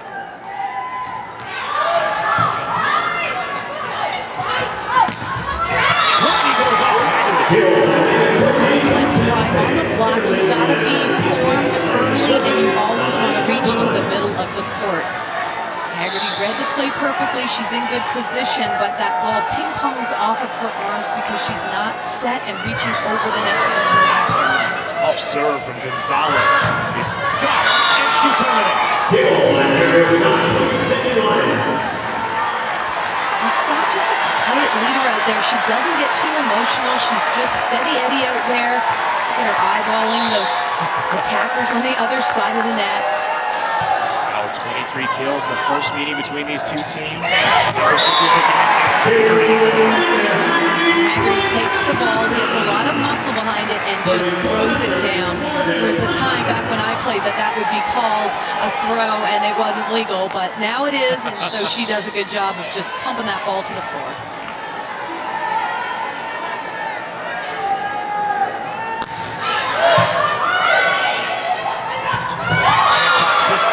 It's so high percentage has worked out well throughout this match for Penn State. You talk about serve receive. Dominique Gonzalez for Penn State is money. She takes any ball that comes her way and actually makes it look like it's an easy serve. She's got great feel, great touch on the ball.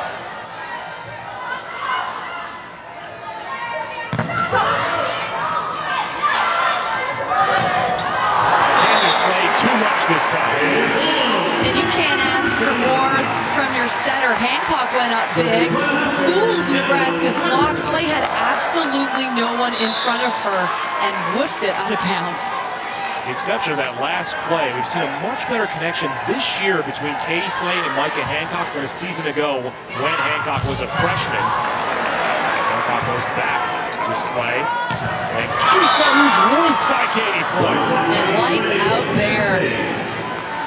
You know, the thing about Mancuso, she's only about, she stands at 6 foot, so not a huge outside hitter. She's got to take big approaches every time, and you can see when a kid like Katie Slay is standing in front of you, you got to be able to hit a shot. That time Mancuso's approach did not work.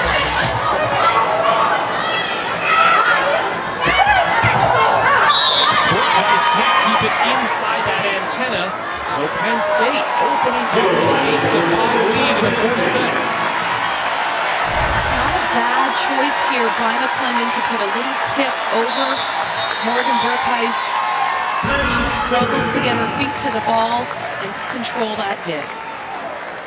Penn State looking for their first win in Lincoln, Nebraska since 1999. They're 2-11 all time coming here.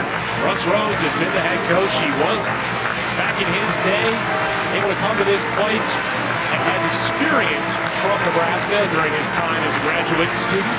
5 national championships for Russ Rose.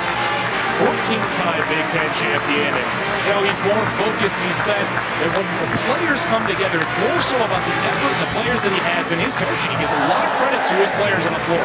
And I give a lot of credit to him as a coach. You know, even though his team is ranked #1, he is not gentle with them in practice. He says he hasn't ranked his team as #1 yet, and he works them hard in practice.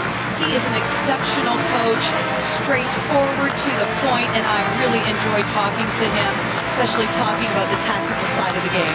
Well, you had talked about earlier in this match that he had given somewhat of praise to Deja McClendon for her passing and defense. When he says someone is doing well or playing, having a good match, that usually means so much coming from Russ Rose, because he does not usually give even the most minimal amount of praise, because he's very tough on his players, and it pays off for him.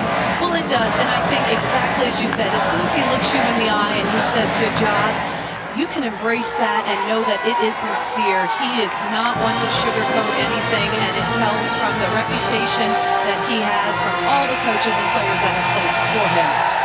Huskers Athletic Director Tom Osborne alongside former Husker volleyball coach Terry Pettit.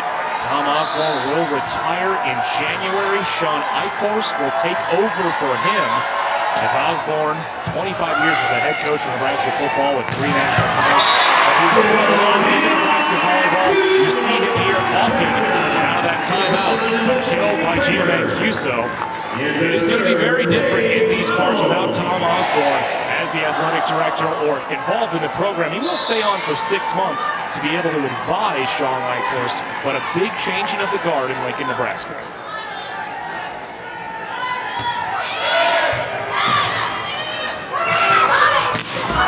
McClendon goes off the touch, continuing to go over that block on the right side.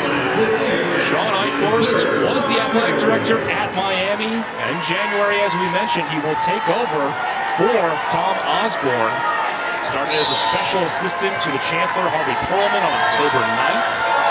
He does have Big Ten experience. He was the chief operating officer for athletics at Wisconsin before becoming the athletic director at Miami. I guarantee you he wasn't cheap. Big Ten 6th lead for Penn State in this 4th set. And the Huskers right now in a similar position. It's been really Penn State's match with the exception of the end of that 2nd set when the Huskers went on that run. Yeah, they're controlling the tempo, and they're doing it on the road, of course, and that is a sign of a great team. It's actually words right from Russ Rose. He said the special teams win on the road in front of big crowds. He had that in the 4 years that he won 4 consecutive national titles. Didn't give that honor yet to this team, but if they can pull off this victory, I think they'll be called a special group. Yeah, and there's so much volleyball left to be played. Nebraska has shown that. And they will carry that. They need to make plays, though, on balls like that. Micah Hancock with another kill. She'll head back to serve. One ace so far for Micah Hancock. A couple of service errors in there as well, but her serve can just be so dangerous from that line to change an entire match. Too much, another service error for Hancock. She's frustrated. And Gina Mancuso will head back for Nebraska, a great server in her own right. So we'll see if she can get the Nebraska offense started with her serve. Yeah, different type of serve. It's that floater that goes right to the target, and she's been trying to hit the finger all night.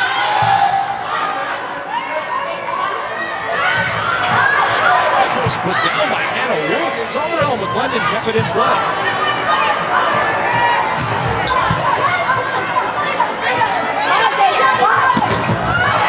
Schramer looking for the block. Penn State again on good coverage.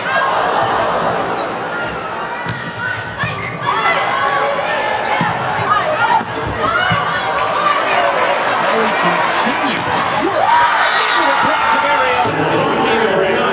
The ball set a little too tight for Hannah Worth. Again, she's not a huge, in terms of height, outside hitter. When the ball is tight, it's like the kiss of death for an outside hitter. She needs that ball off the net a little bit so that she's got some angles to hit it.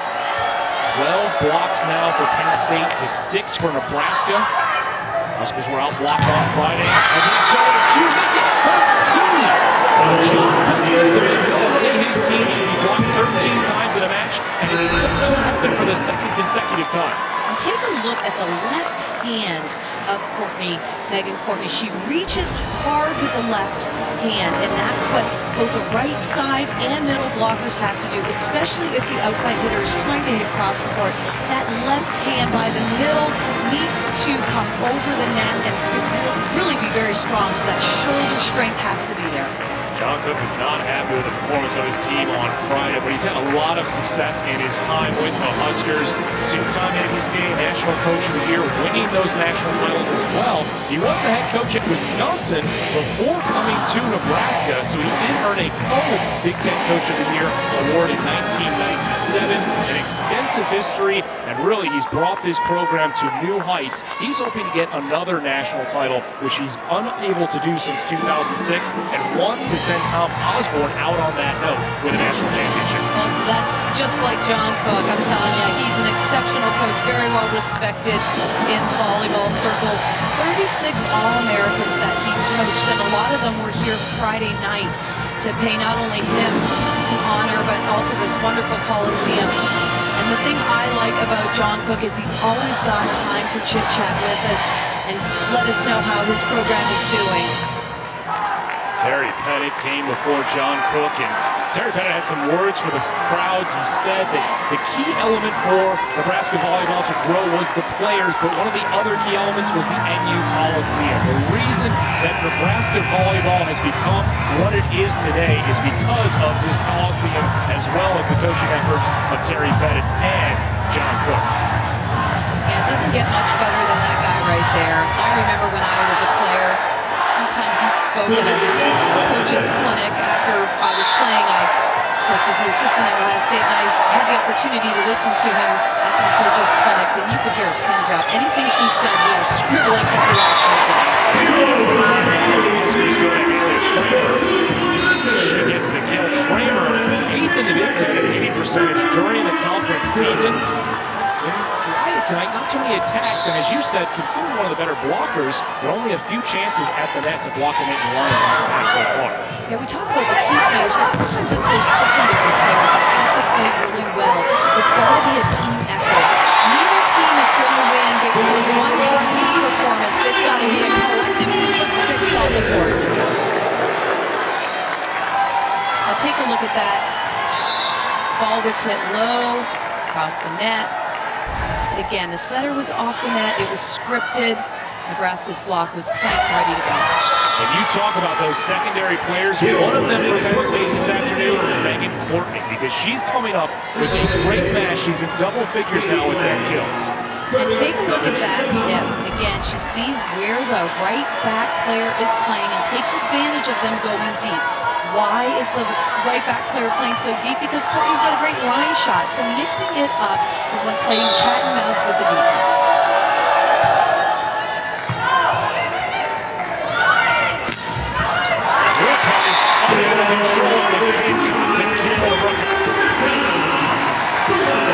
Brookheiss is making this fourth set rather interesting, taking nice swings on the ball. Penn State's backcourt defense, as you mentioned, was in good spot, but not able to control it. Brookheiss had a season-high 19 kills against Ohio State. With the net. Back to Courtney, and what a performance continues for the freshman in the Nittany Lions. She's got some hops on her. Good passing again. You're right, Penn State is doing a nice job of controlling the serve-receive battle that's going on right now. Megan Courtney, 11 kills and 10 digs. Big match for her. Third match of the season with 10-plus kills for Megan Courtney. Off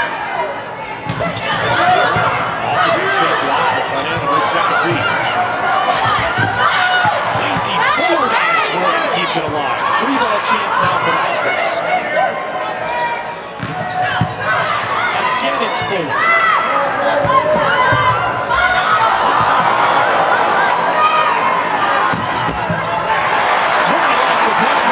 So with a great up.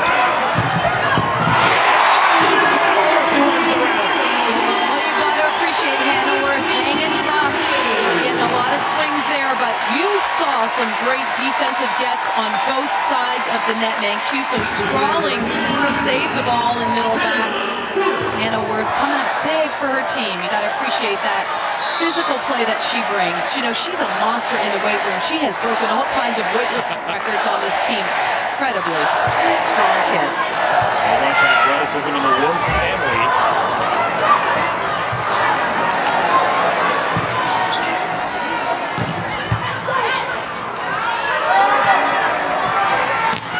Again, it's been corrected by Dykstra.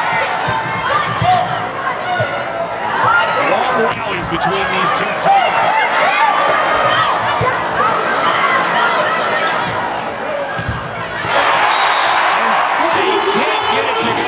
So Nebraska with the point. Nebraska finding a way to make this match so interesting. Katie Slay just going up slow, hanging. Nebraska picking up the defensive part of their game. Very impressed by them right now.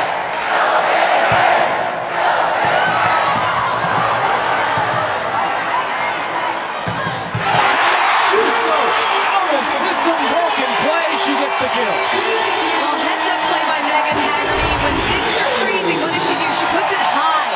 Slow down the game a little bit. Give your hitter an opportunity to score. The freshman does a huge play at the net. Heads up by her. Results in a great kill by Mancuso. 15-14 in set 4.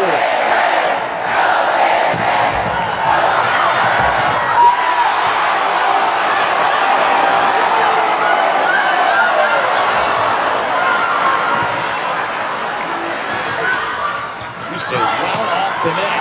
Rita Clendon, who sends it to Megan Courtney. And a net violation on Penn State. It's 15 all. Penn State has fallen asleep the last few points. Nebraska really sucking it to them. These broken plays are going Nebraska's way because they're hanging tough and playing the ball and not playing until the ref blows the whistle. And Russ Rose wants a timeout as the Husker faithful come alive.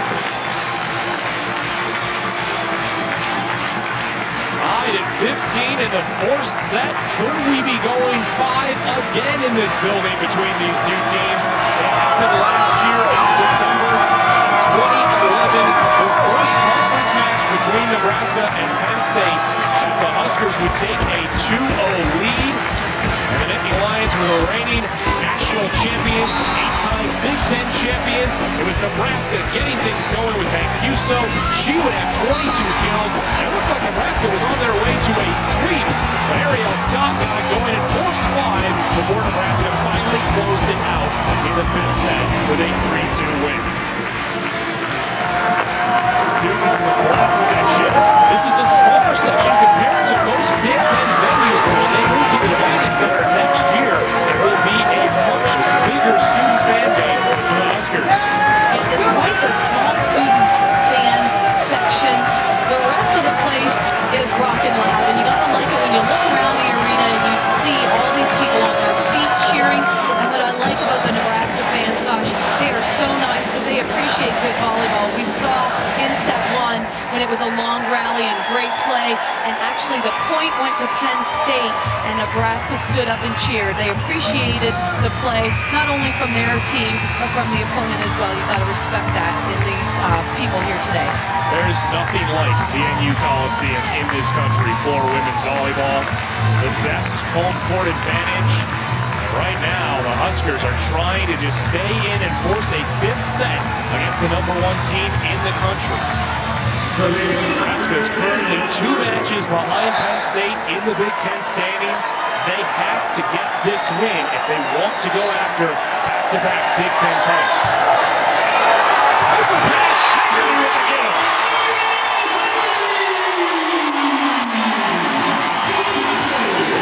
That aggressive serve, Hannah Worth is on that service line, just popping the ball over and making Penn State work hard for a good pass.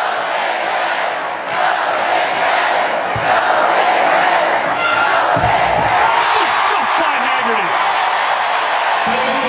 It's an interesting set selection by Hancock. You would think that that ball would be pushed to the pin since Lauren Cook is outside. Megan Courtney likes that line shot. Instead, the set was inside, which gives the advantage to Megan Haggerty, who's the 6'2" middle blocker for Nebraska. Huskers again coming from behind. They trailed in this 4th set. They're up by 2 now. Too much of it served by Hannah Worth. Trying for the high float. Far too high as it went long. Right, but sometimes you're trying to get the passers to back up to the line, and I'm sure that was her intention. And as we saw, that one went long. The intention is there. All serves are with purpose, and there's a strategic reason behind every ball that comes over the net, where it's placed and the target it's going to. Just trying to put it over. No one was there for Penn State, but she put it into the table.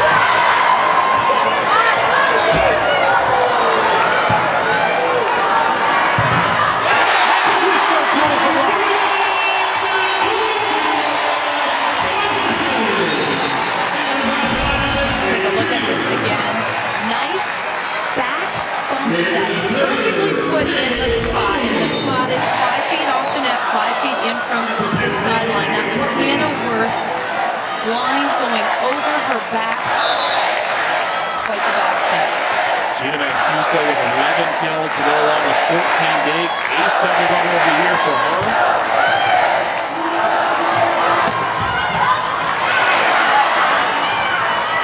To Mancuso, gets the corner.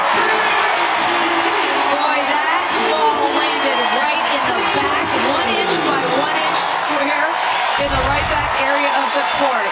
But a great saving dig there by Hannah Worth. Take a look at where that ball lands. That is skill. Mancuso, man, what a gamer. Cannot do it much better than that. You mentioned the dig by Hannah Worth. She's got 21 in this match. Stay out of that goal. Huskers can't keep it alive in Penn State. Finally gets it going. They made a mistake before by Nebraska. But then the Huskers taking control in this 4th set. Up by 2. All right, so Nebraska right here. You got to play with some confidence. You're up ahead by 2. You got to get a good pass and a quick side out 4-point. Schrader gets it down in the middle of the floor. A nice coaching move there by John Cook, telling Lauren Cook to set behind. Only 1 block against Tramer. She's not the go-to hitter in this rotation. However, she can't take a ball like that and tip it and score. She doesn't have a lot of power. She had shoulder surgery earlier on in her career, but she will take a ball like that and score for her team. Huskers 5 points from Corsi in the set. Great dig by Dana Gonzalez. The block for the Columbia. Gonzalez with a left-handed sprawling dig. That is quite a play by that kid. You see the tail end of it there, but then McClendon going up strong as an outside hitter. No tips and rolls at this point. You want to go and just pound the ball down to your opponent's side of the net. Another pass created by Hancock's serve. She goes to Ariel Scott.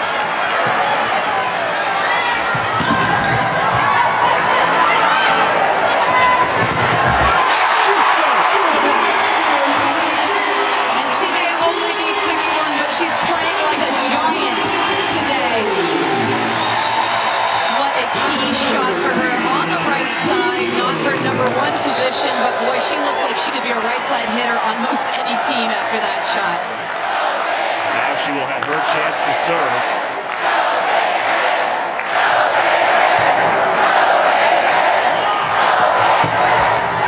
Ariel Scott able to play at the ground.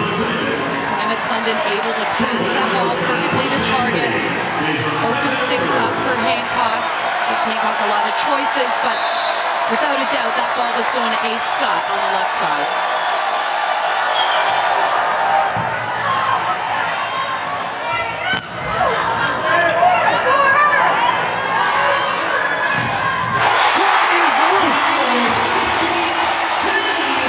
You can see when the ball is not passed to the center. I think right now Penn State's trying to find a way. Let's take a look at the reaction here of the governor. Nice celebration there. He's into it. Dave Heineman on the edge of his seat, including everyone else in this building. Nebraska 3 points from sending it to set 5. And we're 23 digs. She is the only non-libero in the top 10 in digs in the Big Ten Conference. And we're seeing why tonight. What an effort by Hannah Worth. It's a 22-19 lead, a timeout by Russ Rose. As his team trails it. They want to avoid going 5 because going 5 sets at the NU Coliseum, that's in favor of the Huskers with this crowd behind them. And we see what Nebraska's been able to do, coming back in the second set, able to win that set, now come back again in the fourth. This is all that we expected from these two teams, Audrey, and I don't think either one of us would be surprised if this goes 5 sets. But Penn State's going to try to come out of this timeout and string together a few points. Well, they have to have a strategy here, and I would imagine Russ is talking to them about getting a good pass and playing within Penn State's system. They also have to be a little bit more disciplined on the block. And remember, if you don't get roof blocks, you can still get good touches, transition, and score. But right now, Nebraska playing with that Husker confidence that we like to see. This play sure does help them overall. Well, really a reversal because Penn State was blocking Nebraska so well in the first 2 sets, but then the Huskers have come back and been able to put together a few blocks of their own. It's now a 13-9 lead for Penn State in team blocks. At one point, that was 13-6 and 7-1 earlier in the match. So the Nebraska Cornhuskers have done a good job turning that around. Right, and Penn State hitting 17% right now in this 4th set. Nebraska, you talk about turning it around, they're hitting 28%. So Lauren Cook doing a good job of finding hitters that are going to score for her team. Out of the timeout. We'll see what both of these teams can do. Penn State receive the serve. Laura Dykstra. Wouldn't be surprised if this ball goes to Ariel Scott. She's hitting for a high percentage and come up with 15 kills so far in this match. They go to Mia Grant. Too much. And no touch. So Penn State get a key point out of the timeout. That was crucial for Penn State to get to 20 with that ball, that play. And Worth was going high off the blocker's hands, but wasn't able to get their fingertips on that one. Gonzalez serving for Penn State. It's back to Worth.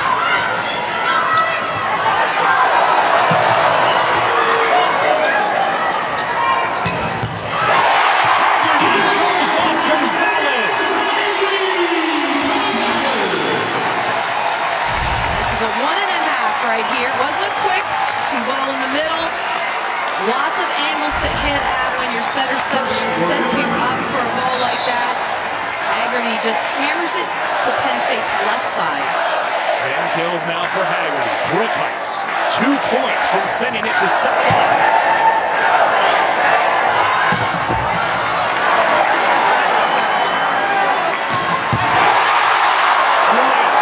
Gonzalez, Penn State can't put it over. It's set point for the Huskers. You gotta appreciate Hannah Worth. Such great effort, and the crowd is going nuts. Take a look at these guys. Wonderful. Subbing in is Maddie Martin for Penn State. We've seen the change between Martin and Megan Courtney throughout this year. Martin had the final point of the first meeting between these two teams. State goes to Slay. Too much for Mancuso. No touch. Well, Russ Rose did not have a timeout, so he needed to insert somebody in the lineup. Maddie Martin got in there, did a good job of just slowing things down a little bit. And it results in a point by a mishit by Mancuso, point for Penn State. See a number of Big Ten teams do that throughout the year, get a little extra time with the sub because of the 15 substitution rule, which is new this season. You see Fuller in the serve, gets him out of system. That goes back to Slay.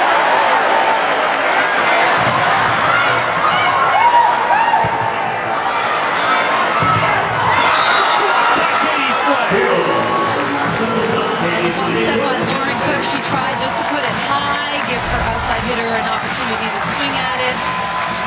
Worth went for it, but Slay was all over the net. The ball hit low to the angle cross court. 2-point lead in set 4. Hancock gets the corner. It's down to 1. Well, this point is crucial for Penn State. If they can tie it up, of course you've got to win by 2. Nebraska gets this one. Obviously, they get the 4th set. This ball is so important. Penn State trying to play air-free volleyball. Huskers trying to close it out. They go to Haggerty. I love Lauren Cook pointing to Haggerty, saying, "You've got this, girl." Big-time play for just a freshman. Executed wonderfully in Nebraska. Mancuso with that clutch pass sets it all up.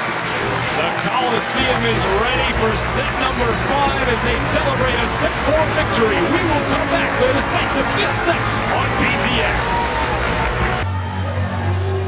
Set 5 about to begin between the number 1 team in the nation and the number 4 team, the Nebraska Cornhuskers, and the Penn State Nittany Lions. The NU Coliseum has seen a number of great showcases. They'll get one more this afternoon. And Nebraska sending out the NU Coliseum its final year before the Huskers move to the Nittany Center. 17 undefeated seasons, 52-4 in the postseason, and 175 consecutive sellouts, Audrey. They'll continue to improve on that number, but no match will meet this one in the rest of this season. How will it play out between these two? It's a race to 15 where every single point is magnified. Yeah, I just looked around the Coliseum, and it is such a sight to see. People of all ages here cheering their team on. Fantastic atmosphere. Even if you are Penn State walking in here, you've got to appreciate the energy that comes from this, playing in this type of arena. I know that there are lots of alumni here from the volleyball program that would love to see a victory here this weekend from Nebraska. Russ Rose had said that there's a lot of respect between these two programs. They respect winning. So they may not like each other on the floor, but they respect the results of what each program has done. And again, these two icons of collegiate women's volleyball played in a 5th set. Nebraska must win to stay in the Big Ten title race. The Nittany Lions could virtually lock up the conference crown if they win this 5th set. And question, Audrey, how important is the start? Only played at 15, win by 2. What do both of these teams need to do to start the 5th set? Well, I think everybody realizes it has to be a team effort. You got to know your role on the court and execute your little job. In this situation, you are only as good as your weakest link. Everybody has to bring their A game. It comes down to serve and pass, and it comes down to passion and confidence at this point in the match.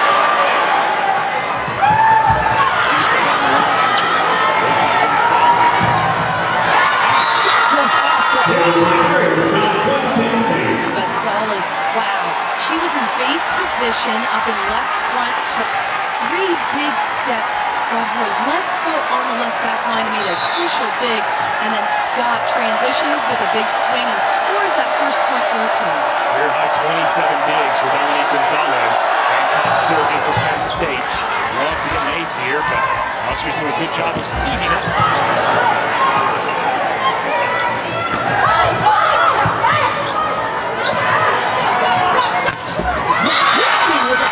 McClendon hitting over top of Mancuso, finds a nice angle.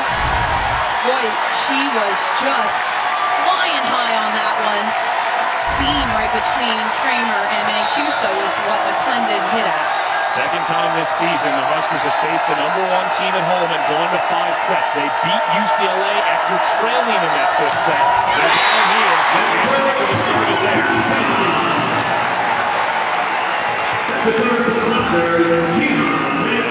Gina Mancuso.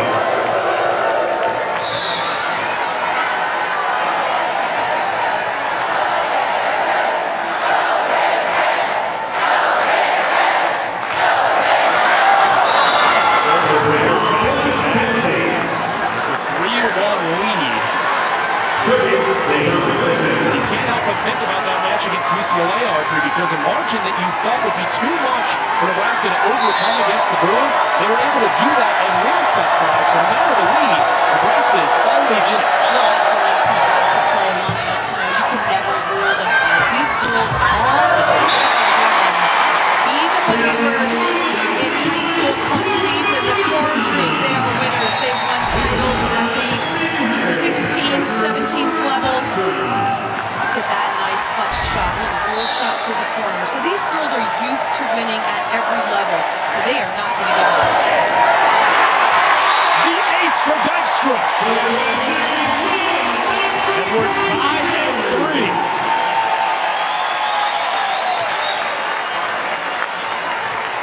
Target here seems to be McClendon. We'll see if she can deliver a better pass for her team.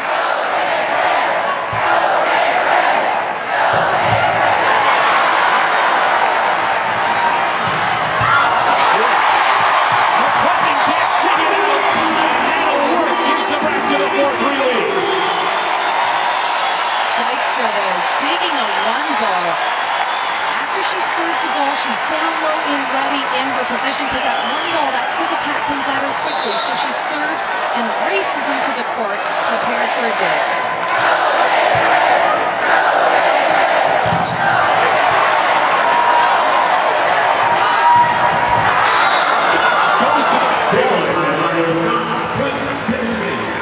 Such composure. Instead of hitting the ball straight down, she saw what court was open, and she just puts it in the open spot. Such a veteran move by Scott.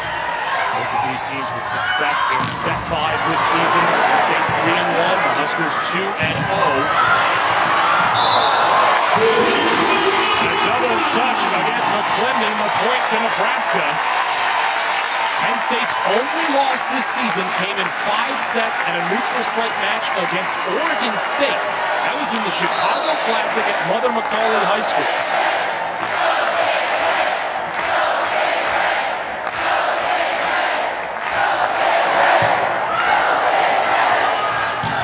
Back to Scott. Great dig by Brookhuis. Left cross court. And I've got a great angle. I can see Worth's face when she goes up, and she is grinding her teeth as she goes up. Look at this dig. Huge dig. And then look at that cross-court shot. You gotta love the fight in Hannah Worth. legend of Nebraska volleyball. You can see it epitomized in Hannah Worth. She has more passion than anyone else in the country when you watch women's volleyball. Even Russ Rose had that to say about Worth. And she's put Nebraska up 6-4 in this fifth set. Well, you know, Russ Rose had recruited Hannah Worth. I think everybody recruited Hannah Worth.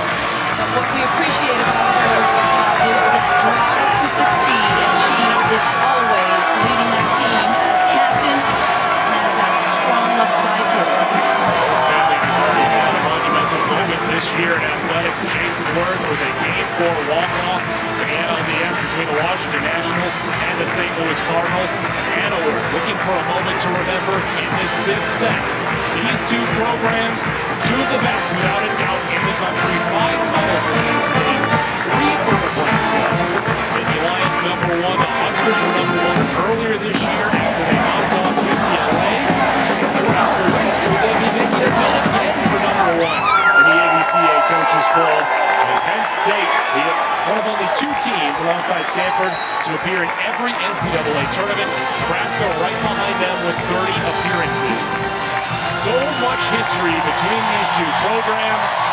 Remember last year's meeting to start off the conference campaign, but also in 2008, the national semifinal.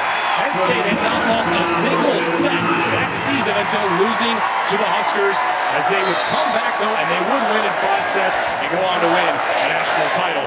Coming up right after us, it's the Big Ten football replay, Michigan and Nebraska.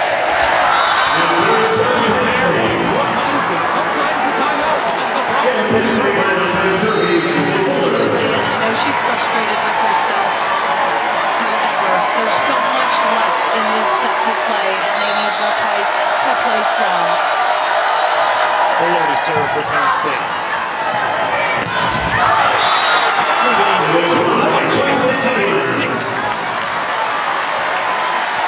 Haggerty likes that cross-court shot, deep, sharp cross-court. This time she hits it a little wide, but good positioning by Penn State to see that ball go out.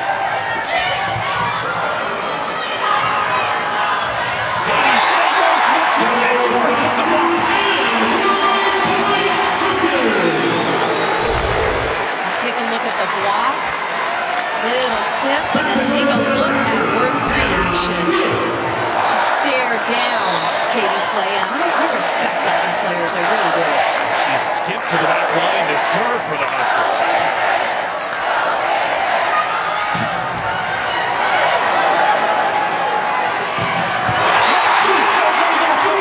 It's 8-6 Nebraska. Mancuso is making Katie Slay look small. She's taking that cross-court shot and hammering it. Coach Rose is having a talk with Katie Slay. He's telling her to reach hard with that left hand. We talked about that. But Mancuso, the thing that makes her deadly is if you take away her cross-court, you give her line, boy, she can take that shot too and make you pay for giving her line. So very difficult to defend her. Switching sides of the net as we reach 8 points for one team in this fifth set. 9-15, win by 2. Nebraska is 7 points from getting an upset win over #1. And Coach Rose put in Scott in the back row. Don't be surprised if she gets set on some back row attacks.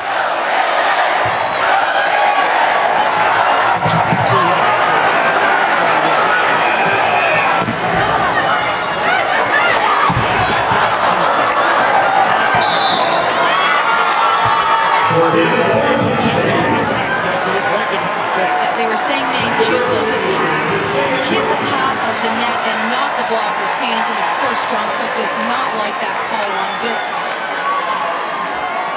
Penn State will sub out the freshman, her experience with Kristen Cook, a senior. Set the Nittany Lions to the national title in 2010, and a huge serve in 2012 for Pepper.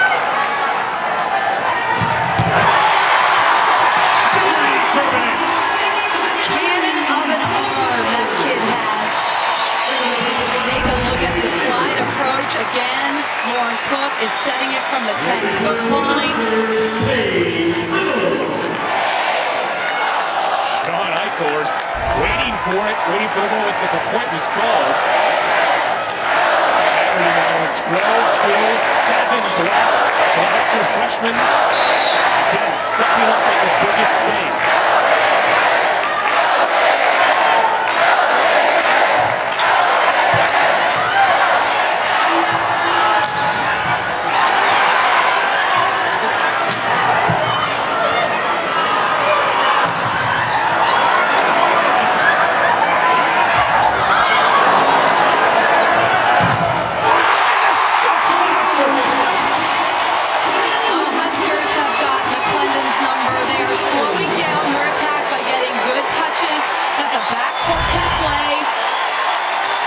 Choosing to go to her over and over, and then finally they clamp down on that last attack.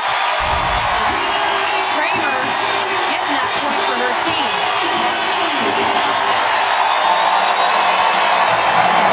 And timeout at 10-7 as the Huskers on top in this fifth set. 5 points away from taking this win over the #1 team in the country. Penn State has not lost in the last 15 matches. 15-game win streak on the line, and an unbeaten record in Big Ten Conference play also in jeopardy. Coming out of this timeout, where do you want to see these two teams operate, Audrey? I know that you feel like Penn State has not been doing what they can in terms of setting things. Well, I think I would like to see them set transition middle. I think that's what Penn State needs to do. McClendon, they seem to be releasing every time Hancock gets her hands on the ball, they release early, which you've got Katie Slay up there. So in transition, why not work in middle a little bit? Off-serve receive, we've seen how the middle can work for Penn State if they get a good enough pass. And the Huskers are in the driver's seat ahead by 3. And if they can serve tough and take Penn State's middle out of it, again, they can release to the outside, which is McClendon. And she really needs to come through with big shots, either sharp cross court or wipe the ball off the blocker's hand. She needs to come through right now on that left side pin for her team. Well, the 175th consecutive sellout in the Coliseum has gotten all of their money's worth in this one. In set number 5, they have enjoyed what they've seen as Nebraska leads it 10-7, but Penn State come back out of the timeout. Husker faithful trying to stay loud and inside the heads of the Penn State players. Penn State's got A. Scott in the backcourt. They've got a good center attack from her last time in. And McClendon with tip.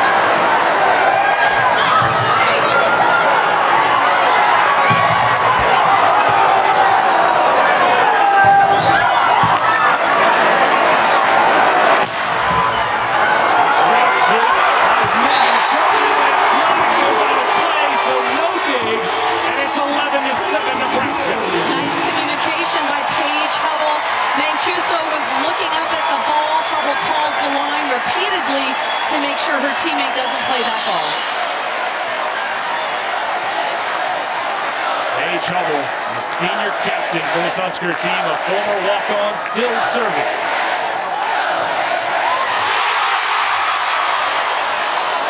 Still in play. The Nebraska fans have to head back to their seats. Haley Tramer can't get it over. The fans had me convinced the play was over. I thought that ball was down. Here is where Hancock needs to be composed. As a person who hasn't had a lot of training as a setter, you need to really think logically, who are my best hitters against the blockers that are in this rotation right now? How can I get my team to score this point? Cross court. The Italian stallion, look at this cross court shot. Drops that thumb on the ball. Way too much cross court to give that kid. If you're Penn State's block, she will make you pay as she did on that swing. 16 kills for Mancuso. It'll be Lauren Cook to serve. 3 points from the upset win.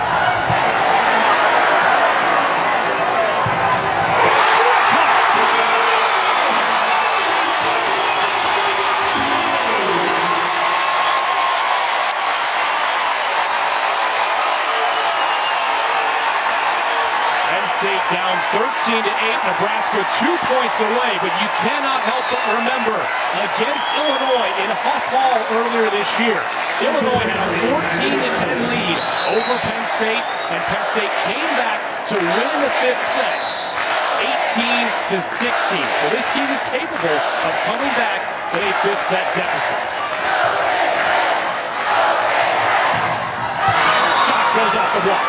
Russ Rose making a gutsy move, putting in Maddie Martin for Deja McClendon, giving her a little bit of a break. She hasn't been able to score off her swing, so we'll see what Maddie Martin can do. She's rotating out now. McClendon is back in. Russ Rose has a lot of faith in good old 18. We will see about the serve of Micah Hancock. And she put one in here at a crucial moment. Service there gives Nebraska match point.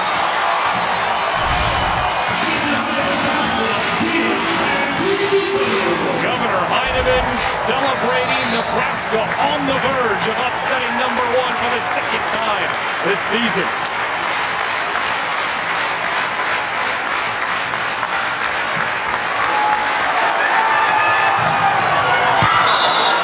Out of play. The kill for Ariel Scott. It's 14-10. Same margin as was the case against Illinois on the road. Russ Rose will bring in Maddie Martin to serve. Well, Penn State cannot make any errors. I hate to state the obvious, but they need to play flawlessly until they get to point 14. Service there, the Huskers upset top-ranked Penn State. Disappointing serve by Maddie Martin. Gives it to Nebraska. Nice win. Nebraska showing fight in this one against Penn State this afternoon. The Huskers are still in the Big Ten title race as they beat Penn State in 5 sets, a 15-10 victory for Nebraska, and to come from behind in 2 different sets to win. They did it in set 2, 32-30, and then in set number 4, 25-23, and a great bounce back after losing on Alumni Night on Friday to Ohio State. Now the Huskers get the victory in front of the legions of fans inside the NU Coliseum. They will celebrate this victory. The performance of actually brought to you by Pearson and Judith Uso 16 given 17 takes for the senior on the left side as Nebraska was down in this match and able to put together the effort to get the upset victory and earn in their 10th win in Big Ten conference this year, and they'll beat #1 UCLA and #1 Penn State this season. Nebraska, what an effort by this team in the final year of the NU Coliseum.